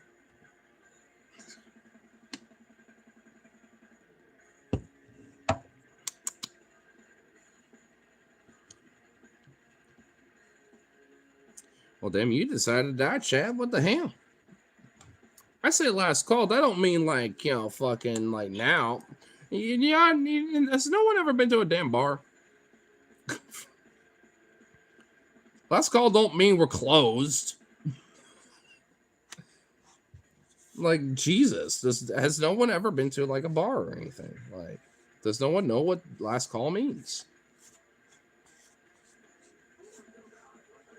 Like, goodness gracious.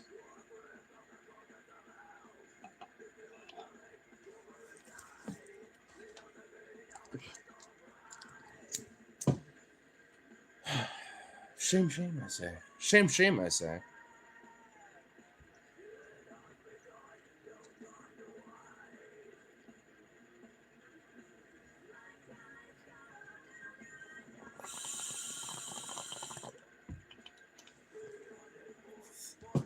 This has got to be at least like Wallboard hot take. Wallboard something. Who knows? You could literally keep me here for like another hour, for fuck's sake, depending on the take.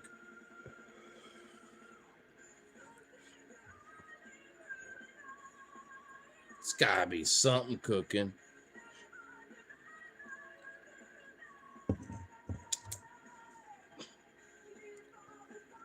Speaking of, I am wondering if I should like finish up the last little bit of my leftovers. Because I feel like it's literally either I have to eat those tonight or like just say fuck it. I'm like, Problem is there's like too much of an enchilada like red sauce like combo in that bitch. And it's a little like too much. It's still good, but I'm just like,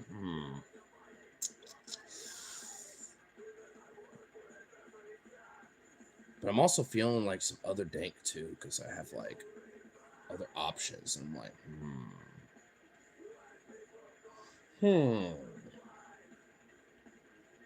This is actually a good little wrap up way to wrap it up. Like, what should I do with this one? Because I have like this popcorn shrimp enchilada tomato sauce spaghetti combo weird thing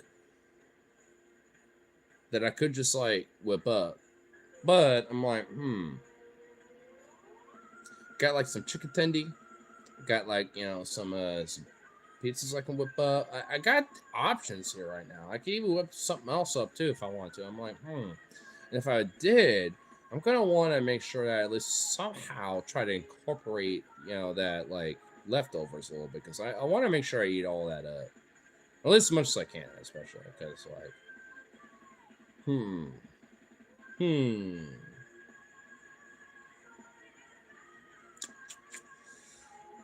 I just wish that like when I whipped it up, that the enchilada like red sauce I used for that was a smaller fucking can.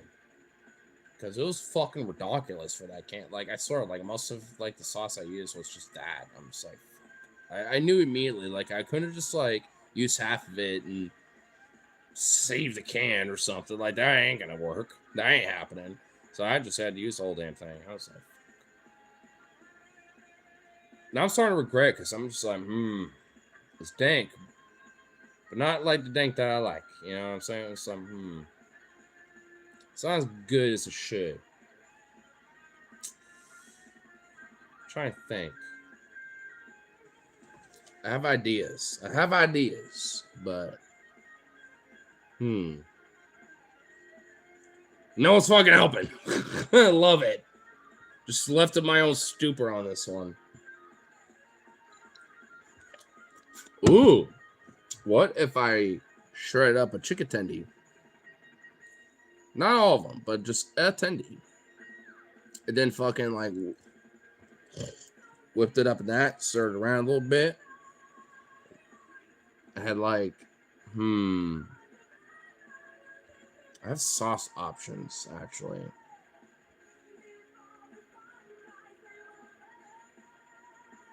Maybe like a smidge, not a lot, but maybe like a dollop of barbecue just to help savor it up instead of being super spicy or something.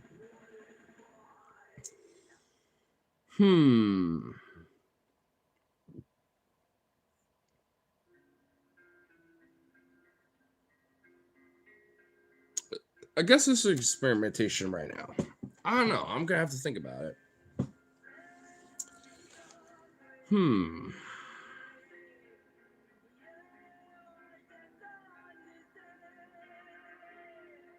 Actually, barbecue probably could go with it. I'm thinking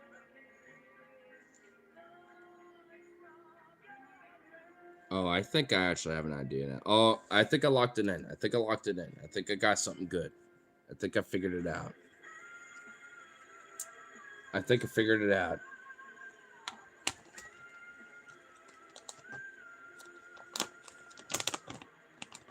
Don't text anyone over here. But it's an experiment, but I think it will work. I mean, fuck, the dank that I made earlier was already an experiment, so now I'm just experimenting further now at this point. You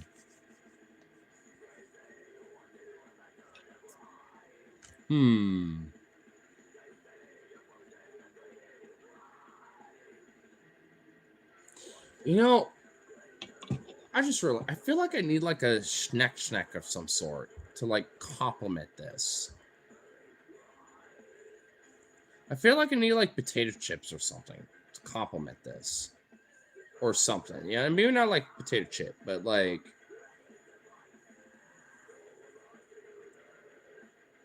a couple protein bars. I don't know. Like now I feel like I need something to complement this, because like bread ain't gonna do it.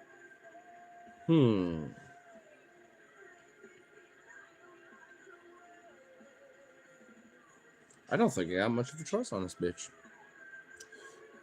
Wait, actually, I think I do. I know there's a stash. The session, I think I just remember that. I think it was one. I think I could actually. Yeah, actually, I could too. Yeah. I'm just stoner. I'm just like stoner fucking munch brain now at this point. I'm just like, after just leftovers and experimenting that dank. What else can I do? I'm like, because I'm just really in that mood now. I'm just in food mode. If it wasn't for the leftovers, I'd be like, I could whip up some dank. But I'm gonna have to wait for that for the next time. I gotta kill these leftovers first. I'm like,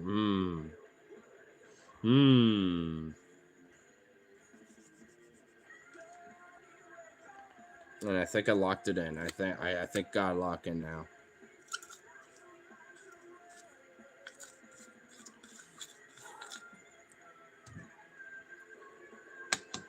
Okay, my stomach is being a little extra with this one. Oh no.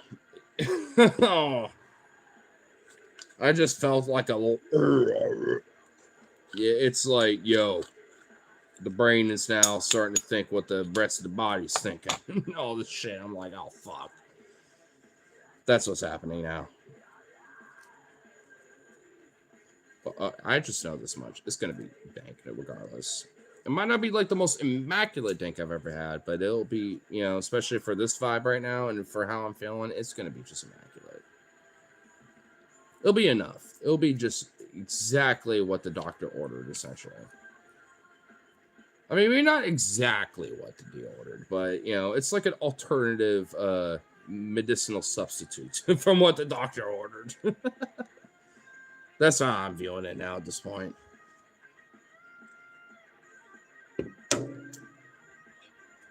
And I'm like, fuck, I could wrap it up now, but I'm also like, the song is too epic.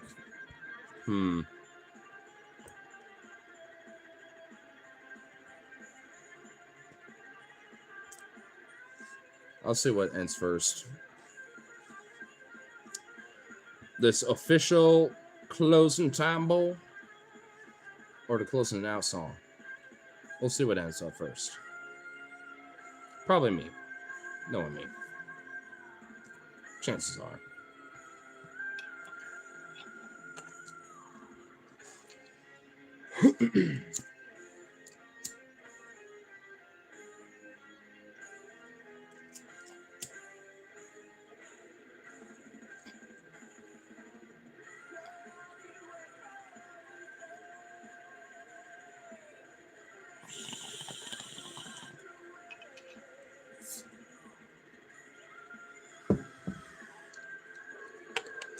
But we'll just, whip it at that dink now. No, not fun shenanigans, so we'll call it good for the rest of the night. And all that shenanigans, so catch that down below. All that tips and loves and all that shenanigans and all that things to keep this going. But, we'll call it good for now, so to do.